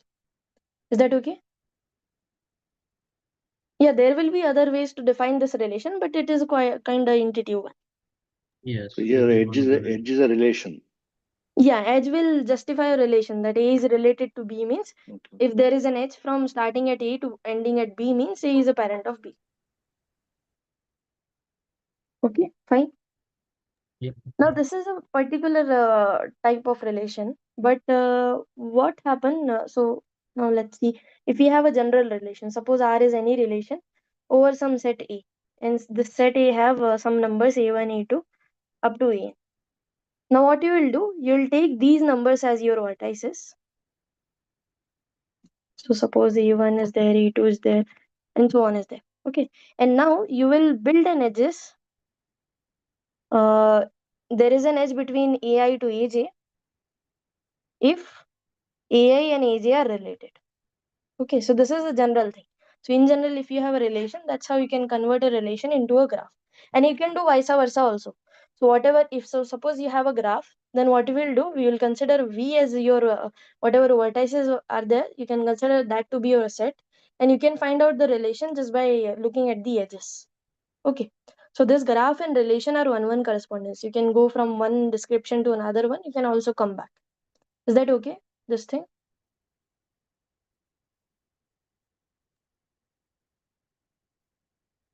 Yes, no. Can you repeat once again? I'm sorry. Yeah. So I said that if we have a relation, so relations means what? So there is a parent-son relation, or you can say that capital and what is City this country capital. relation, country capital relation, right? Yeah, Okay. country So capital. yeah, we have several relations, or Sure. IPL team plus whatever city you have that relation, right? So Right. in those relation, we have some quantities, right? One is city, some particular structure is there. Those Correct. things you will consider as your vertices. Vertices. Okay. And then you will do a matching, or you will draw a line between them if they are related by your given relation. Condition. Relation Yeah, condition. Okay. yeah, given condition. So Okay. that's how you can build a graph. Yeah. Right. And you can also, just by looking at the graph, you can say that, okay, whatever vertices are there, these are my quantities. And whatever edges are drawn, those will represent the conditions. Right. Correct. So that's all. That's the one thing I want to justify, that from relation and graph, you can travel. You can go from relation to graph also. You can come back also. Okay. So now what happened? In the relation, we have learned about transitive relations. Right. Transitive relations means if A is related to B, if A is related to B, and B is related to C, then we need A should be related to C. This is transitive relation. So suppose we have a relation, and for this relation, I want to find another relation which is a transitive closure of this particular relation. Means I want to make this relation into a transitive relation. Okay. So for example, if you have a parent-son relation, so suppose your relation is parent-son relation. Right. So this relation is not transitive, right? Because it is possible that A is related to B, so that means A is a parent of B. B is related to C, so B is a parent of C, but A is not a parent of C. A will be a grandparent of C, not a parent of C. Right. So this parent-son relation is not transitive. So this is not transitive. Now what we need to do, we need to find a relation which looks similar to this relation and will be a transitive relation. So the answer for that is the ancestor relation. So if you consider R plus, so for that relation R, we can take another relation R plus which will use this relation and which will be a transitive relation too. So this is known to be an ancestor relation. So ancestor relation says that two people will be related if one of them is an ancestor of another. So here, if you assume that A is an ancestor of B and B is an ancestor of C, then we can say that, okay, A will be an ancestor of C. Right? So this ancestor relation is built from the parent relation, because again, we need to take care of parents. If you want to find an ancestor, so if A is an ancestor of B, there will be a chain of parents, right? A1, A2, A3, and so on. Right? Then only you can reach up to B. So this ancestor relation is a modified version of parent relation, which is built from parent relation, but this is also transitive. But this has a one property, which is transitivity. Right? So such type of relation are known to be transitive closure of a relation. So what is Okay. the meaning of A1, A2, A3, ma'am? Here, A, B, So, C, I understood. so suppose A is an ancestor of B. Right? Right. So A is an ancestor of B means there will be a parent of B. Suppose you can name it to be something. So suppose I'll name it to be star 1. Okay, star 1 is a parent of B, but there will be another parent of this star 1, suppose star 2, and Oh, this A, change will carry up to but A. no, so, ma'am, when you started, you said A is a parent of B. So A A is is an an, ancestor of B. yeah, Ancestor of oh, not a parent, okay, ancestor Yeah, of yeah, not a B. parent. So there can be n number of parents, In chain of between them. parents Yeah, in between. chain of Okay, parent between them. okay, understood. Now A3 will be parent of B, the direct edge. Which edge? Ma'am, direct edge A3 will be parent of B. Yeah, if there is a, suppose I'll consider only 3 edges, then A3 will be a parent of B. Okay. Okay, so ultimately there will be a chain of parents in between them. Right. So ultimately ancestor relation is based on parent son relation only. But what is the main property this ancestor relation has? It is a transitive relation, because if A is an ancestor of B, B is an ancestor of C, then you can say that A is an ancestor of C. Clear? Yes, ma'am. So this relation is known to be transitive closure of a parent relation. So here what we are doing, we are finding a new relation from the existing relation, which is also transitive. Okay. So this thing we also need to do in graphs. So in graph, what is the meaning of transitive closure? So let's understand. So suppose if we have a graph G, then for this graph, we need to find out for this graph G, we have an adjacency matrix A, right? So is the adjacency matrix. So as like we are finding the R to R plus, right? R plus is the transitive closure of the relation R. So unlike this R is, we need to find out R plus from R. What we'll do, we'll find A plus from A. So that means we have an adjacency matrix. From that adjacency matrix, we'll find another matrix, which will be represent the relation R plus. As I told you, we can go back and front from graph to relation. So for time being, you need to understand how we can find out A plus from the matrix A. Okay. So now what is A plus is? So A plus is another matrix. So it is another matrix. So if it is a matrix, it will have some size. So suppose the size of A is n by n. If we have n vertices here, right? So if you have n vertices, then the size of A is also n by n, and the size of A plus will also be n by n. Now in a matrix, so suppose you have a matrix, you need to specify what will be the ij entry of this particular matrix, where I will be the number of row and j will be number of column. So here it says that A plus of I comma j, so this entry will be equal to 1 if there is a path, between uh, if there is a path from the vertex I to j. So that means if it is possible to travel from the vertex I to the vertex j, then we will write down 1 at the ijth entry. And if it is not possible to travel from the vertex I to vertex j, then the A plus of ijth entry is nothing but 0 if there is no path from I to j.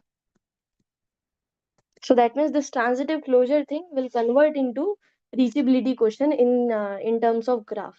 Okay. So the thing is, we have a graph G. For that particular graph, we can find out an adjacency matrix. Now, related to this adjacency matrix, I want to find out another adjacency matrix A plus, which will be known to be as a transitive closure of this A. Transitive closure of this A. And what is the description of this A plus? That it will again be a matrix of the same size. That means size will be n by n only. And here the ijth entry of A plus will be 1 if it is possible to travel from the vertex I to vertex j. Or else the ijth entry will be equal to 0 if it is not possible to travel from I to j. Okay. Is the description is clear? The same Yes, only, yes. no? Sorry, what? A and A plus will be the same. No, in A plus we are talking about the edges. So if I is related to j directly, then we will write down 1. Then what is A? Yeah, this is for A, and A plus says that A plus will have a path, right? So it is possible that I and J are not directly connected. So how you build an adjacency matrix? So it says that A of ij, so this is equal to 1 if there is an edge from I to j. That is the same as A plus, no? No. A plus says that A plus of ij is equals to 1 if there is a path from I to j. Ma'am, so there can be Okay. something I in don't between. get it. What is the difference between A and A plus? Yeah, so edge is there and path is there, right? So for example, I will just take a simple graph. It is the direct connection between the two vertices, right? Right. Right. Okay. Path, it can came through So any what is the number of walk? vertices. Right. So here A of 1 and 3, if you compute, then that will be equal to 0 because 1 and 3 are not directly connected in this Okay. small graph. But A Okay. plus of 1 and 3, if you take, that will be equal to 1. Okay. Okay, Okay. so difference is path. Okay. So now how you can find out this particular A plus? So actually what happened, this A plus is nothing but A plus A to the power 2 plus A cube plus A to the power 4 plus and so on plus A to the power n minus 1. Okay, so that means you will find out all these matrices, add them, and whatever matrix you will get, that will be your A plus. And how this works, so you can actually go and learn in the lectures. But the idea is, the here A plus A, what does A represents? A represent that if I and J are directly connected, then the value will be 1. Here A square actually represent that I and J are connected via some other vertex K. So that means path of length 2. Here A cube says that that A cube of I and J is equals to 1 if we can travel from I to J using two vertices. So here will be your first vertex, here will be a second vertex. So that means path of length 3. Okay, and so on. At the end we have path of length n minus 1, and if you combine them you will get A plus. Okay, Yeah, so it's this is like a railway long discussion. station. From one station to another station, if Yeah, we are going direct or we are having a connected train, something like that. but And yeah, how many something. connected trains are there? This is the application. Yeah. So Got it. this thing, that how this A plus is equal to the sum of them, you can go and check it out. But each matrix is actually representing something. So if A square represent that can you travel from I to J using two edges or not? Okay. So ultimately, what is So this? basically, A is representing, from one station to another station. If there is Direct train. a direct, and A square is Yeah. the one hop per train. A Yeah, you two is have the to two choose hop, one three station. hop, something like that. Correct, correct. So that Ma'am, means Okay. here, yeah.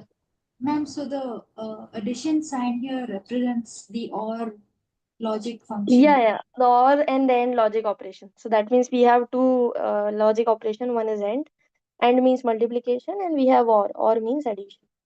Right. So here addition means OR. So that means 1 plus 1 will be 1. 1 plus 0 will be 1. 0 plus 1 will be 1, and 0 plus 0 will be 0. Similarly, we have AND operation, right? 1 into 1 will be 1. 1 into 0. 0 into 1. 0 into 0. These all will be 0. Okay, so this logical operations we are using for computing A square, A cube, A to the power 4, and so on. So these are just matrix multiplication with these logical operations. So wherever Okay. A square is there, we are using a multiplication factor. Wherever addition is there, we are using addition. So both are Operation. involved in this. Okay. Yeah. Okay. So this is the meaning of transitive closure. Ultimately, we are just tilting the reachability question, right? If you find out A plus, ultimately you can answer reachability question for each and every pair of vertices. Is it possible to find a path or not, right? Yes. Okay. So now Bellman-Ford actually uses the similar kind of description for, Washer's algorithm actually uses the similar kind of description for finding all pair shortest path. So in that also we need to find out a matrix. Okay. So what will be that matrix? So let me see. Let me tell you. So first of all, suppose you have you have a vertex with n number of sorry, you have a graph with n number of vertices. Okay, so in that graph you will find out several matrices. So those matrices are denoted by sp of I comma j. Sorry, those matrices are denoted by sp of k. Right, what is this matrix? So ultimately, we'll start from the scratch. So this is a Floyd-Warshall algorithm.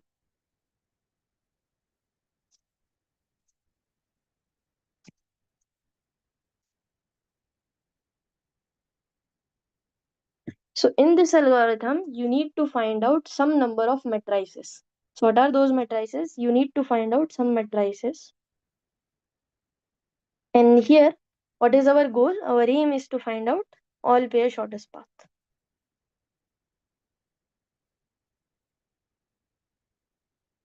So that means if you take out any pair among your graph, what will be the shortest path among these two vertices is?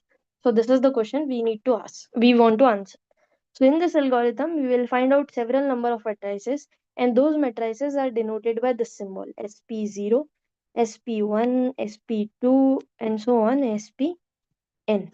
Okay, so again all these are n by n matrices if you have n vertices, right?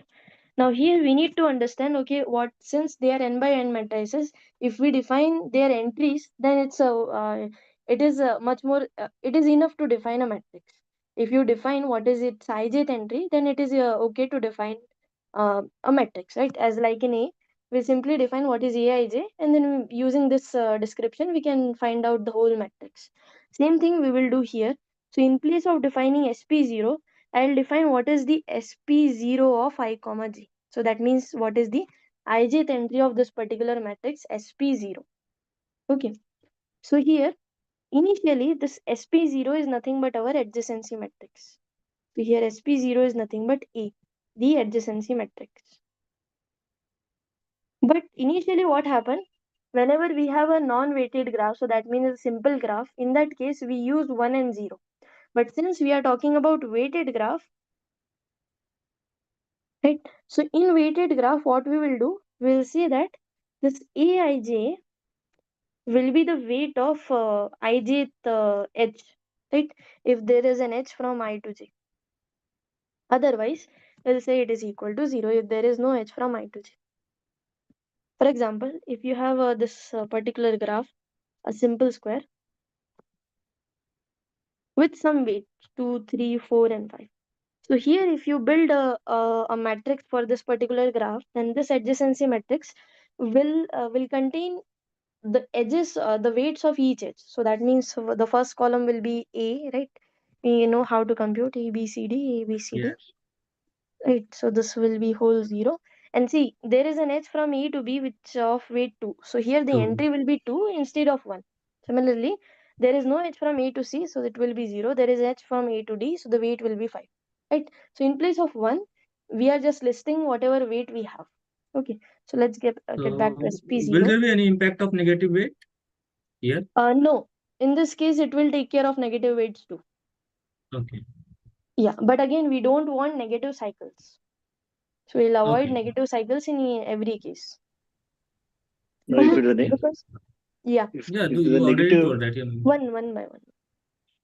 Ma'am, I was just wondering, I remember that if an edge is not defined, won't it be infinity? If an edge is, If an edge is not, if it is 0, what in the lecture sir said it would be infinity, right? that let was me for the check. different algorithm. This is a different Yeah. algorithm. For In that S, particular No, algorithm, we have no. considered. It is for this one only. Floyd-Warshall. Sorry.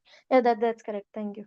So actually, what happens, since here weight are similar to distance, so that means you can travel from A to B. You can travel from A to B just by covering two distance. But since there is no though there is no edge from A to C, so you cannot reach from the vertex A to C. So we can say that the distance between these two vertices are actually infinity. So yes, we actually changes this to infinity Yeah. in case of weighted graph. Thank you. That Okay, so thing we I have cannot checked. put the 0. Yeah, we won't put 0, we'll put infinity in place of 0. So that means in Uh, place of 1, we will put the weight, mhm. and in place of 0, we'll put the infinite. Okay.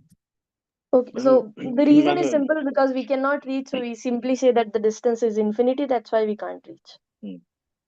ma'am, if one of the weight is negative, so for example, five in place of 5, if I say the weight is -5, so we still Mhm. have to make it -5, right? In the Yeah, matrix. yeah, correct. Right. We have to Thanks. enter as it is. But in place of 0, we have to take infinity. Thank you. I Yeah, sure. forgot about this point. Ma'am, if it is negative cycle like -5 and -4, Hmm. then will Then we make this matrix? yeah, adjacency matrix we can make at any point, but we cannot find the shortest path. As Okay. like in this Bellman-Ford algorithm, we can find the entries, but we cannot find the shortest path. Right? Yeah. So because adjacency matrix is just a description, right? Okay. So let's get back to here. So as I told you, this SP0 is nothing but the same as adjacency matrix. But if we have a weighted graph, in place of 1 and 0, we'll replace 1 by the weight of the edge if there is an edge between I to j. And if there is no edge from I to j, we simply say that we cannot travel from vertex I to j. So we can take that to be infinity. Okay. So here SP0 is nothing but same as adjacency matrix. Now what will be SP1? Okay, so again SP1 will be again an n by n matrix, but what will be the ijth entry of this SP1? Okay, so SP1 of ij. So that means ijth entry of the matrix SP1. So it says that it is nothing but the length of the shortest path from the vertex I to the vertex j via some specific vertices. So here we will use some specific vertices. So since we are talking about SP1, we will use only vertex number 0. Okay. So SP1 of ij says that it is nothing but the length of shortest path from the vertex I to j. But for finding this particular path, you have to go from vertex 0. Okay. So that means, for example, here is this I, here is this j. If you want to reach from I to j, you have to go from the vertex 0. And then you need to find out what will be the shortest path among all the paths. Okay. So So that this is, means indirectly we are saying we have to find all the paths which are going through 0. yeah, which are going through 0 from the vertex I to vertex j. Okay. Okay. So similar description we'll use for There SP2, are more than SP3 one and so on. path. Sorry, if there is more than one path from vertex 0 to I, then the minimum should be taken. Yeah, then the minimum should be taken. Yeah, that's why the word shortest says, right? Okay. So now this is SP1. So we can simply count, we can also calculate what is SP2. So SP2 is again an n by n matrix, and here what is the description of ijth entry? So SP2 of I comma j is the length of shortest path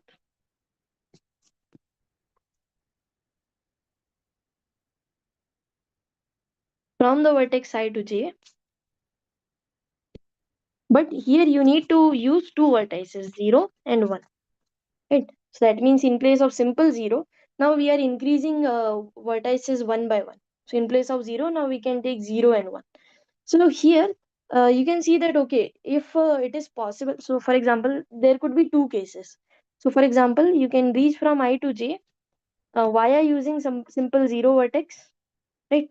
Or you can reach from I to j via using simple 1 vertex, or you can use the combination of 0 and 1, right? So that means it is possible to find a relation between SP2 and SP1. So what does it says that? So it says that you can actually compute SP2 you just by looking at SP1. It says that this SP2 of I comma j is we need to consider the shortest one. Okay. So if SP1 of I comma j is the shortest path, then we can use that. Okay. But I think this will be a little confusing. Let's see. So it says that SP2 of I comma j is nothing but the minimum of two quantities. One is the SP1 of I comma j, right? Shortest path using uh, simple 0 vertex, or SP1 of I comma k. Also in place of k here we have the particular number which is 2. So SP1 of I comma 2 plus SP1 of 2 comma j. Uh, yeah. So that means what we are doing, so we are saying that either we can simply take I to j just by going from 0, right? Or we can consider another path from I to j which can use the vertex number 1 at in between. Ma'am, this is for Sorry. undirected graphs, right? No, this is this can work for both undirected and directed graph, but is Ma'am, a little in case yeah, of directed graph, if we do not have a edge pointing towards 0 or 1, means like if I have an edge from I hmm. to 1 which is pointing towards I, that is arrow is towards I and not 1. Yeah. No. So we have to respect the direction too. So for example, if you want to use 0 in between, so there should be an edge which is incoming to 0 and outgoing from 0. Then only In we case can there is, consider. in case the edge is not pointing towards 0, then what will do in that case? In that case, we just say that all the distance are infinity. So that means it is not possible to use 0 as the midpoint of a path. Okay. Right. So in the lectures also we have used, we can see that there is no incoming edge at 0. So that's why we have taken the first column of SP0 as to be infinity. Right. Or SP1 also, if you consider, then we cannot use 0 as the middle point, right? If there is no incoming edge at 0, then we simply take as infinity. Okay. Okay. So yeah, what I was saying that there is a relation between SP2 and SP1, and that relation is either we can simply take, we have to consider the minimum of two quantities. One is simply take 0 as an in between. So this is the first case. What is this? SP1 of I comma j. So it says that use 0 as mid vertex, right? So that means it is possible to go from I to 0 and then from 0 to j. So this is one path is possible to use 0 as mid vertex.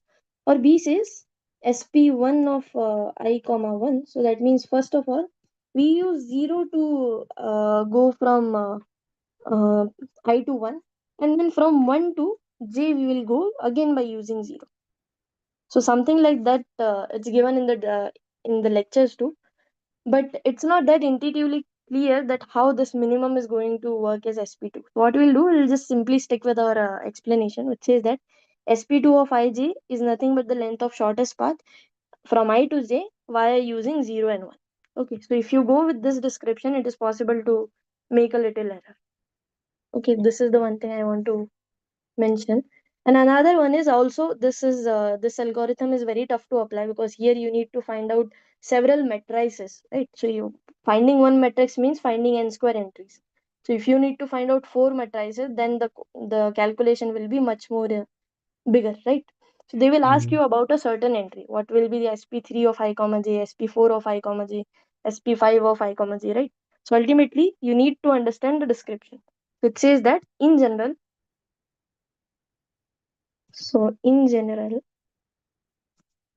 this SPK of I comma j is the length of shortest path between I to j using vertices 0 to k minus 1. 0, 1, 2 up to k minus 1. Okay, so you have to find out all paths which are using these vertices as your mid vertices and then find out the shortest path among them. Okay, is that okay? This could be weighted or not weighted, right? Both Weighted, cases, weighted. only weighted. No, yeah, only weighted. But if it's only one, each segment is only one, then this is not applicable in the general Each sense. segment. For example, if it is not weighted, then we will only say each edge is weight is Yeah, only one. each edge cost is one. One Then also it is is applicable, applicable, but right? That's what. Okay. yeah, it is also applicable then also. Because So ultimately we have one yeah, as a weight. correct. So it's whether it's weighted or not weighted, this formula is applicable. Yeah, this formula is applicable. Okay. Ma'am, in the SP1 case, we are taking 0 as a midpoint, right? Midpoint. Now, Yeah. can't I take any other random number? Why only Then it 0? will break the sequence, right? We are using SP0, SP1, SP2. If you take random number, then you have to take care that you won't reuse again. You can start with any vertex, not a problem. But for simplicity, we are going by numbering. Okay. 0, 1, 2. Fine. Okay. Okay. So these are the main algorithm: Descartes algorithm, Bellman-Ford algorithm, and Washer's algorithm. So I'll repeat again, what is our purpose is? Our purpose is to find out the shortest path. So this problem we have decomposed into two things. One is the single source and another was is all pair shortest path. So in single source shortest path means we need to find the shortest path by fixing a vertex to another vertices. So here we have two algorithms. One is our Descartes algorithm and another one is our Bellman-Ford algorithm. Okay, so this Descartes algorithm is not applicable for negative edges. And overall, this problem is not defined for negative cycles.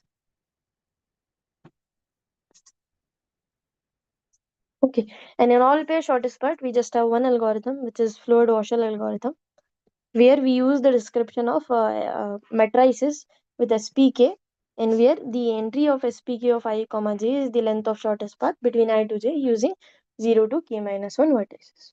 Okay, and Bellman-Ford algorithm is applicable over negative edges too. So now let's go to the next topic. Is that clear? Any doubt in these algorithms? How to apply, that much you guys should know. Okay. Okay, ma'am. Anything?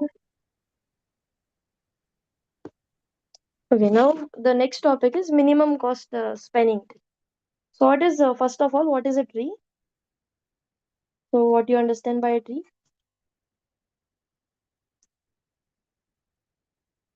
What is the definition of tree? Any acyclic connected graph, right? Yes. Yeah. Acyclic Connected graph. connected graph is a tree. Okay. Now what is a spanning tree is? So if you have a graph, that in that particular graph you can if you have a connected graph, obviously if you have a connected graph, then in that graph you can spot a tree which kind of span the graph means it will take care of all vertices and those edges which are not creating cycle. For example, if you have this particular graph, suppose this is my graph. So now what is the spanning tree of this graph? So spanning tree of this graph will be that tree which is covering every vertex of a graph and using those edges which are not creating a cycle and connecting the graph. Okay, for example, you can consider this particular tree, right? So now this is a tree which are using the same vertices which are present in our original graph and which are also using the same or the uh, similar kind of edges which are present in a graph, but this is a tree. So ultimately what you have to do, you have to find a hidden tree in your graph. So now there are several spanning tree. This is one kind of spanning tree. So spanning tree will have only two property. One is the same number of vertices, same vertices. So that means you have to, if you want to build a spanning tree for any graph, then you need to take care of each and every vertex of whatever vertices are present in that graph. So you have to use the same number of vertices. And second thing is edges which are present in the graph, which are there in the graph.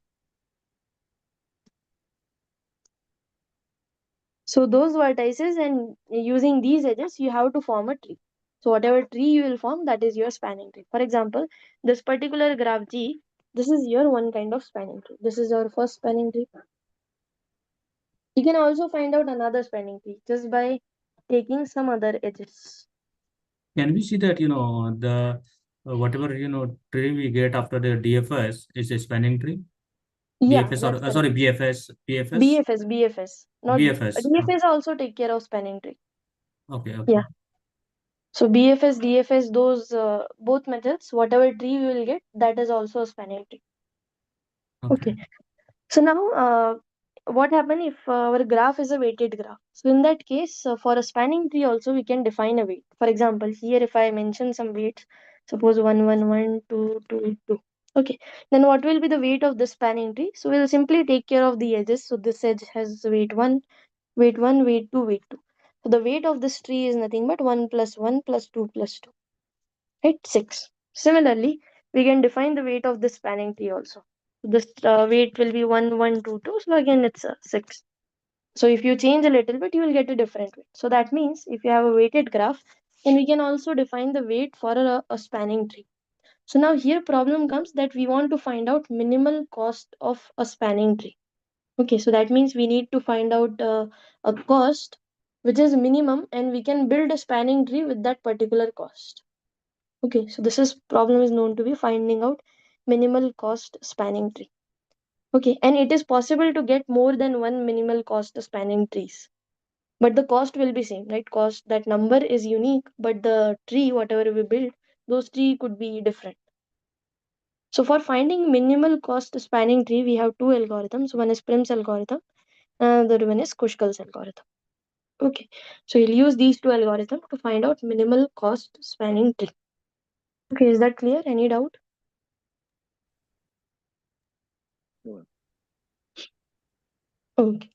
So what does Prim's algorithm does? So the method is easy. So we are just building a, so we have a graph, and using that graph, we'll build a tree, and that tree is our spanning tree.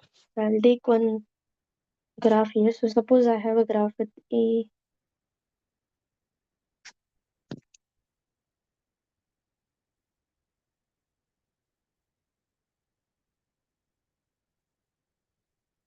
So Prim's algorithm will first set a root and then build a tree using the edges. So this is the method. So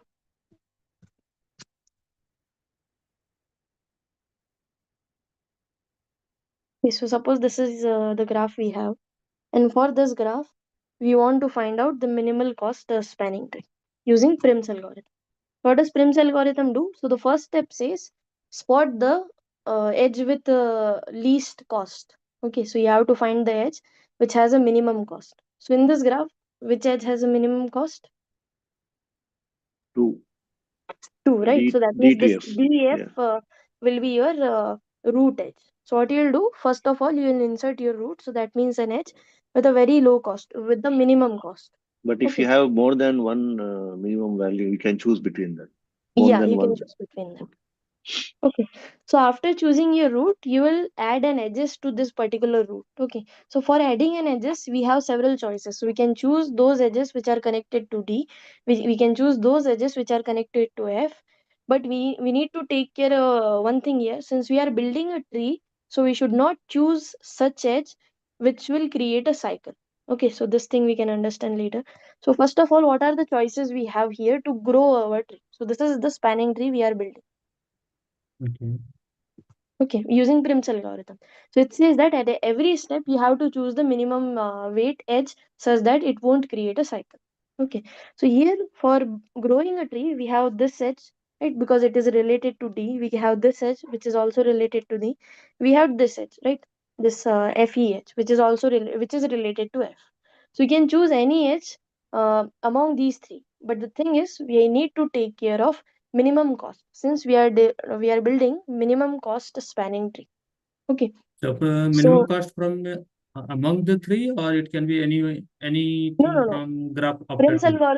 Prim's algorithm says among the three you have to choose. In Kushkal's algorithm, we can choose any of them, but in Prim's Okay. algorithm, we have to stick to the whatever things we have added up in our tree. So we are growing a tree, something like that. Yeah. So So if here you it want will to be add, 6. right, so this will be 6, right? So F and E will be connected by 6. Now Hmm. we have now the choices are we have several choices now, so we can use this edge. We can also add this edge. So which edge now we have to consider? E From to where? C. 3. Right, E to C, right? So the only thing we need to consider is it should not make a cycle and it is of minimum cost. So after attaching 3, what are the choices now we have? We can use this edge also, we can use this edge also. Now what will be your choice? 5. C to A. C C to to A. A. 2. We can connect C to A using the weight 5. Now Hmm. we can also connect this particular A to B. edge, A right? to So B. A to Oh, B. So you'll stop when you collect all your vertices, right? So here there are 6 vertices. So we have collected all 6 vertices and we have connected all 6 vertices. So this will be our minimum cost spanning tree, and the cost of this tree will be 4 plus 5 plus 3 plus 6 plus 2, right? So it's something 20, I guess. Yeah, right. So this will be your minimum cost spanning tree, and cost of this tree is 20. So no one will ask you about the tree, but they will always ask about the cost. Because hmm. for building tree, we may have choices, but whatever cost we will get at the end of the process, that cost will be unique. Okay. So this cost is important. So minimum spanning tree will be the unique tree. No, minimal cost spanning tree won't be unique. For example, if you have Cost will be the several, unique, but not tree. cost will be unique, not tree. So, for example, if we have two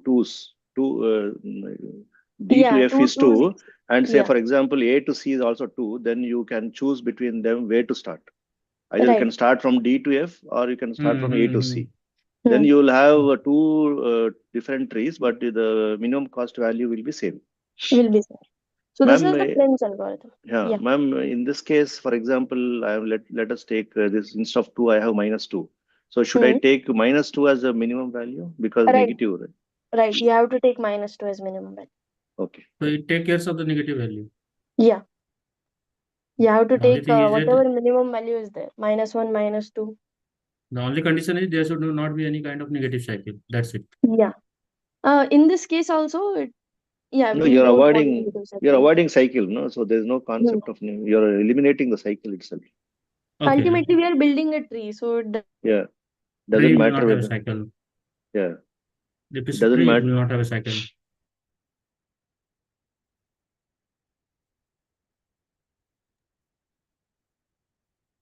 Got it. Continue.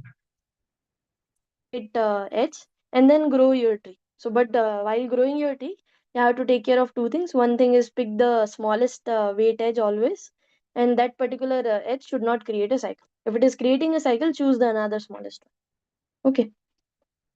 So this algorithm is easy to apply. Is that okay? Fine. Yeah, Yes, it's clear. it's okay.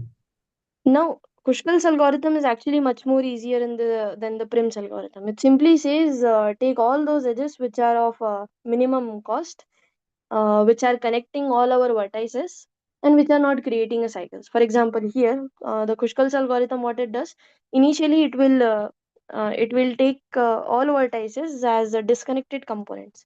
So it says that I have these many disconnected components, and now I have to connect all those vertices using some edges. So for that, you can take those edges which are of minimum cost and not creating a cycle, right? For example, if you want to connect D to F, uh, we have a edge with cost 2. So that means D and F can be connected by 2. So I can take this edge. The next smallest cost edge is this particular edge, which will connect A and B, and it is not creating a cycle also. So I can add, I can connect A and B using this particular edge. The next, sorry, this is not 4. We need to consider the 3. Right. So Kushkal's algorithm simply connects all those vertices, collect all vertices using those edges which are of minimum cost and not creating a cycle. That's all. Okay. So you'll pick this edge 3, which is connecting A2 is C. a remain per. Yeah, then we'll go to 4. And then we will go to 5. And then we'll go to 6. Okay. So, Now all components are connected. So this will be our spanning tree using Kushkal's algorithm. Okay. so here it will be also 20, 6 to 8, Yeah, the 9, cost 12, will 20. always Yes. same, no matter which Okay, 20. algorithm you will use, Prim's or Oh, Kushkal's. The cost will be same. So in this case, the mm, graph is same, but it is not happen in always. yeah, It right. won't happen always, right? Ma'am, So in this Kushkal's case, algorithm is easy. ma'am, in this case, there is no direction. But can we apply the same formula if it's a directional graph? Yeah, you can apply the same formula until and unless it is of minimum cost and not creating a cycle. That's all. Cycle. Okay.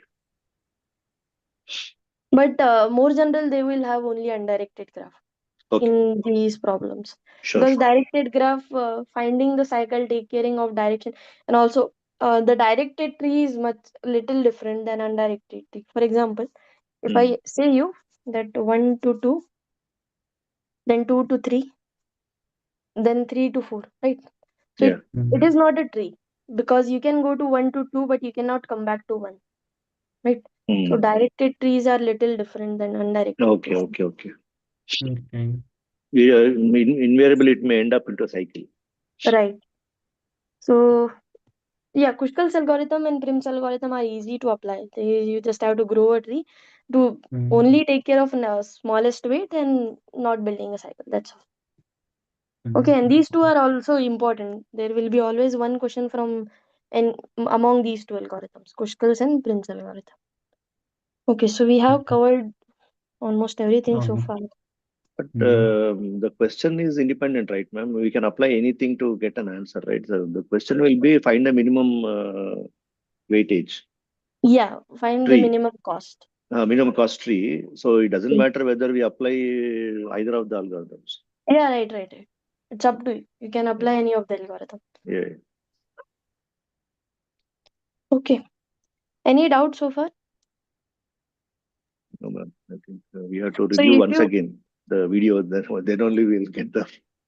yeah, you have to Some go are through the easy, video. some are straight. Like the one with the last topic is straightforward. But I think the earlier topics, I think we need to do one more round of review of your Right. video so that to get good understanding. Yeah, these two topics are little bit tough. The transitive closure and Correct. Floyd-Warshall Yeah, algorithm. yeah, All other things are easy, I guess. correct. Just go through them once or twice and then see. Also, we can discuss in revision sessions too. There will Sure. be a revision session. So Yeah, if yeah, you sure, guys sure. have doubt, okay. So that's all from my side. Anything you guys want to discuss? This will be available for viewing, right? This is recorded. Yeah, this is recorded, streamed over YouTube. Yeah. Because So last don't. session was not recorded for whatever reasons. Oh, still not updated that 19th March session, na? Not 19th. I think the last one.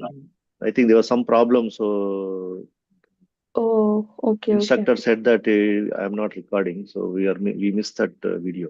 Actually, revision session, week 1 to 4 revision session. Yes, last session was week 1 to 4 revision session. The recording is not available. No, it is not. Yes, It it was was not not recorded. not recorded. Oh, okay. But This is anyway, it's exactly a revision same. session only, 1 to 4 revision session. So it's not a big risk. But nevertheless, I think we lost that video for whatever reasons. But ma'am, Maybe. still that doubt sessions has not been uploaded on YouTube. That 19th March session? 19th and like it was of 2-3 days. Oh, 2-3 I sessions. already told them that check the previous session. So let me remind them again. And ma'am, one more thing. What about that score checker? I have told Because them, they will deadline say has passed and still you Yes, haven't got the access. same problem, ma'am, for me also. It is not the answer sheet is not updated, and the yeah, and deadline has passed. date has passed. Yeah. We don't know whether they will really correct it if there's any mistake. I'm suspecting there's a mistake in my Because we answer have sheet. 2-3 discrepancies. One was in stats. That Yeah. answer given was incorrect. Yeah, I got to know that the answer given was Yes, incorrect. So you guys got some bonus mark. I think they have No, ma'am, given. they no. have given. No? No, They no. haven't. I haven't got any Okay. bonus for that. Okay. Ma'am Okay. told we'll get that in the end, right? Like at the end when we'll give the end term exam. During compilation of final results, we'll get the bonus. Okay. But Oh. for in my case, I suspect there is some mistake in the scoring, because the scoring is much lesser than what I am expecting. When I looked at the answer sheet, not my answer sheet, the overall key sheet, and what I have written, I'm expecting a certain number, but the one which has been declared on the dashboard is much lesser than that number. So I just want to Yeah, it make is sure. with me also for 2 subjects. Yeah. Yes, for me, I have it was told for them a stat. twice or thrice to update about this thing, that answer sheet response. Let me talk to sir. I mean, I'll told Vishal sir about this. Then he will say so. Maybe I then don't we will. know. For some it is getting uploaded, some it is not getting uploaded. How can it be possible? That's very Right. alarming for me. If it Right. doesn't happen, it should not happen to anyone. But partly it is happening to few people, partly it is not happening to few people. Seems to be a issue. What, sir? And some What, people sir? are getting access, but some people are not getting access to the response sheet. Okay. That's what Okay. he's saying. So I'll talk to sir Ma'am, about this. I'll tell him that you guys are not getting response. So maybe he will talk to them. Then Yeah, it it's will. been 3-4 days now. We raised immediately once we saw that, we raised the Google Sheet form and also sent email to support. In spite of that, there's no feedback for last 4-5 days. Okay. They Yeah, said I'll just ask to him ma'am, wait. I have one doubt. Uh, in the If there is a DFS tree already given, then how I will come to net that that particular age will be in the original graph or not? Okay. So what This you is the can do, doubt. uh, The question So is initially, from 10.6, question number 2 and 3. okay, let me see.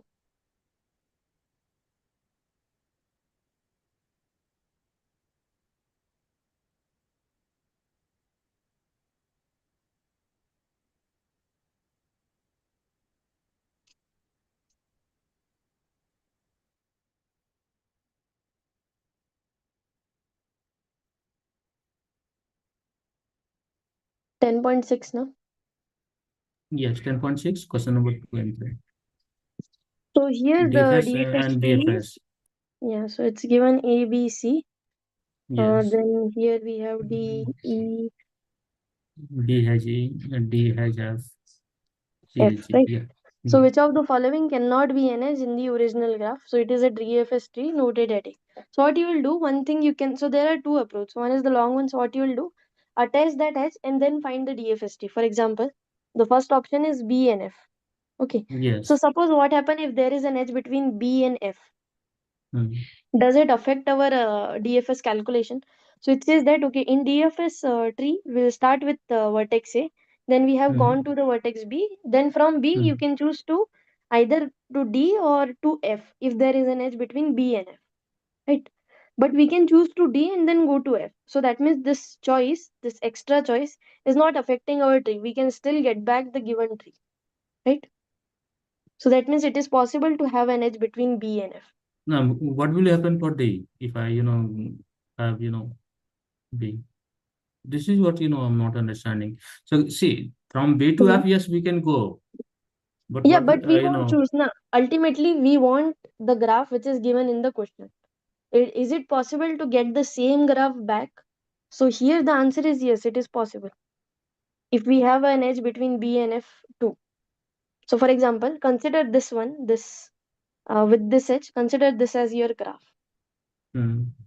Okay, and if I apply a DFS process over this graph and find a tree, is it possible to then get back the given question T? So answer is yes, it is possible, yes, right? yes, we can go So that means it is from B possible to to have a graph with right. this particular edge. Okay. Hmm. So that's why this option won't be correct. So that means it is possible to have such an edge. Right. So Okay. the question says which are edges are not possible. Okay. So this Not possible. BF Then is we have to possible. check it. Hmm. AG now A and G. So similarly from like B to F, we can also go from A to G directly. Yeah, but we won't choose that path. We'll choose by going at C. So for example, suppose there is an edge from A to G also. Right. So then I'll say that, okay, for this graph, if I find out DFS tree, I'll stick by the choices, whatever given in the question, right? I'll select from E to B, then from B to D, I'll go. From B to F, I'll go, and then I'll backtrack, go to B, and then go to E. Then I'll backtrack to A, go to C, then go to D, right? So this tree is one of the choices which are possible, right? So that's why this particular edge can be possible. So it is possible to have a graph with this edge and also get the whatever given tree is there. Right? So here will be if it is there, then it can be the two possible choice. One is already there. One is choice is also not from A to C. It may be the from A to G and from G to C, something like that. Yeah, but that doesn't matter. We can choose this choice. Right? We can still get back to whatever tree is given in the question. Right? Yes, we can, even if it's there. Yeah, even if it is there, even this edge is there. Now, what is the next option? So next option is E and F. Now, see what happens if there is an edge between E and F. Now this will change the scenario. Suppose there is an edge between E and F. Now here, if you apply DFS process, then I'll start with A. I'll go to B. From B to I'll go to D, right? Because I want to get the same type of graph. Okay. From D to I'll go to F, right? But F here to from E. F, I have to go to E. Now here, this is Yes, not a it is. choice, right? This is not a choice. Not a choice. This Because it thing I will change have the to graph. do. Yeah, this will change the graph. So that means in this Right. graph, it is not possible to get back the tree which is given in the question. So that's why this edge can't be there. So ultimately what happened in DFS process, we cannot have edges between the branches of tree. So this is one branch of tree, this is another This is branch of another tree. branch, left and right. Yes. Yeah. So if such kind of edges are given, these edges will create a problem. So here what I'm understanding, I'm taking it as input, like whatever we add or subtract, but whenever we apply the DFS after subtraction or addition, we should have the original graph, whatever in question is given. If I'm getting that one, then there is no issue. If not, if it is changing the graph from the original one, then that is not possible, not allowed. Correct. That's a correct method. I got you. Now I'm more clear now. So similarly will be in the BFS, right? In the next Similar for question BFS also. Yeah. Similar for BFS. Okay. One short trick you can use, that in DFS, if there is an edge between branches to branches, then such type of edges will create a graph. Will create a problem. For example, in the first option, we have edge from B to F, right? So this is edge in the same branch, right? Another one is A to G. This is also in the same branch, but we have an edge from F to E, which is from different branch to different branch. So Different those branch. edges will create a problem. Yeah, I got it. Okay. But after that also you have to check by building a tree. Yeah, that is the final, for the confirmation, I will say. Yeah, right. So whether it's changing the graph or not. Mm-hmm. Thank you for the clarification. I really appreciate it. Okay. Anything else from anyone?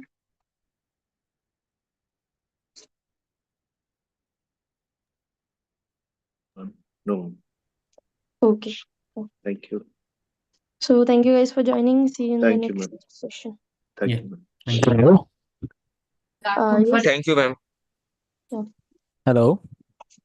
Yes. Madam, Yes, any preparation tips can you give for the end-term exam only on math? Preparation, I'll say go by the practice assignment, graded assignment, and PYQs. If you have very less time, then do at least these three things. Okay. Also attend the revision sessions and live sessions too. I mean, if not, at least attend the revision session.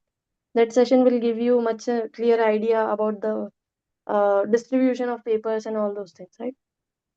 Yes. No, I got the information saying that the week 9, 10, and 11 is most important compared to other things. Yeah, 10 and 11 is because it's a graph theory part, so there will be at least 4 to 5 or 3 to 4 questions from week 10 to 11. Okay. So you can say 5 to 8 there will be nothing, madam. no, from 5 to 8 obviously there will be thing. It's limit, continuity, differentiability. From 1 to 4 you can expect 1 or 2 questions only. Acha. So maximum it will be 14 to 15 questions, correct, madam? Yeah. 14 question at max. 14 to 15. 14. Thank you, madam. Okay.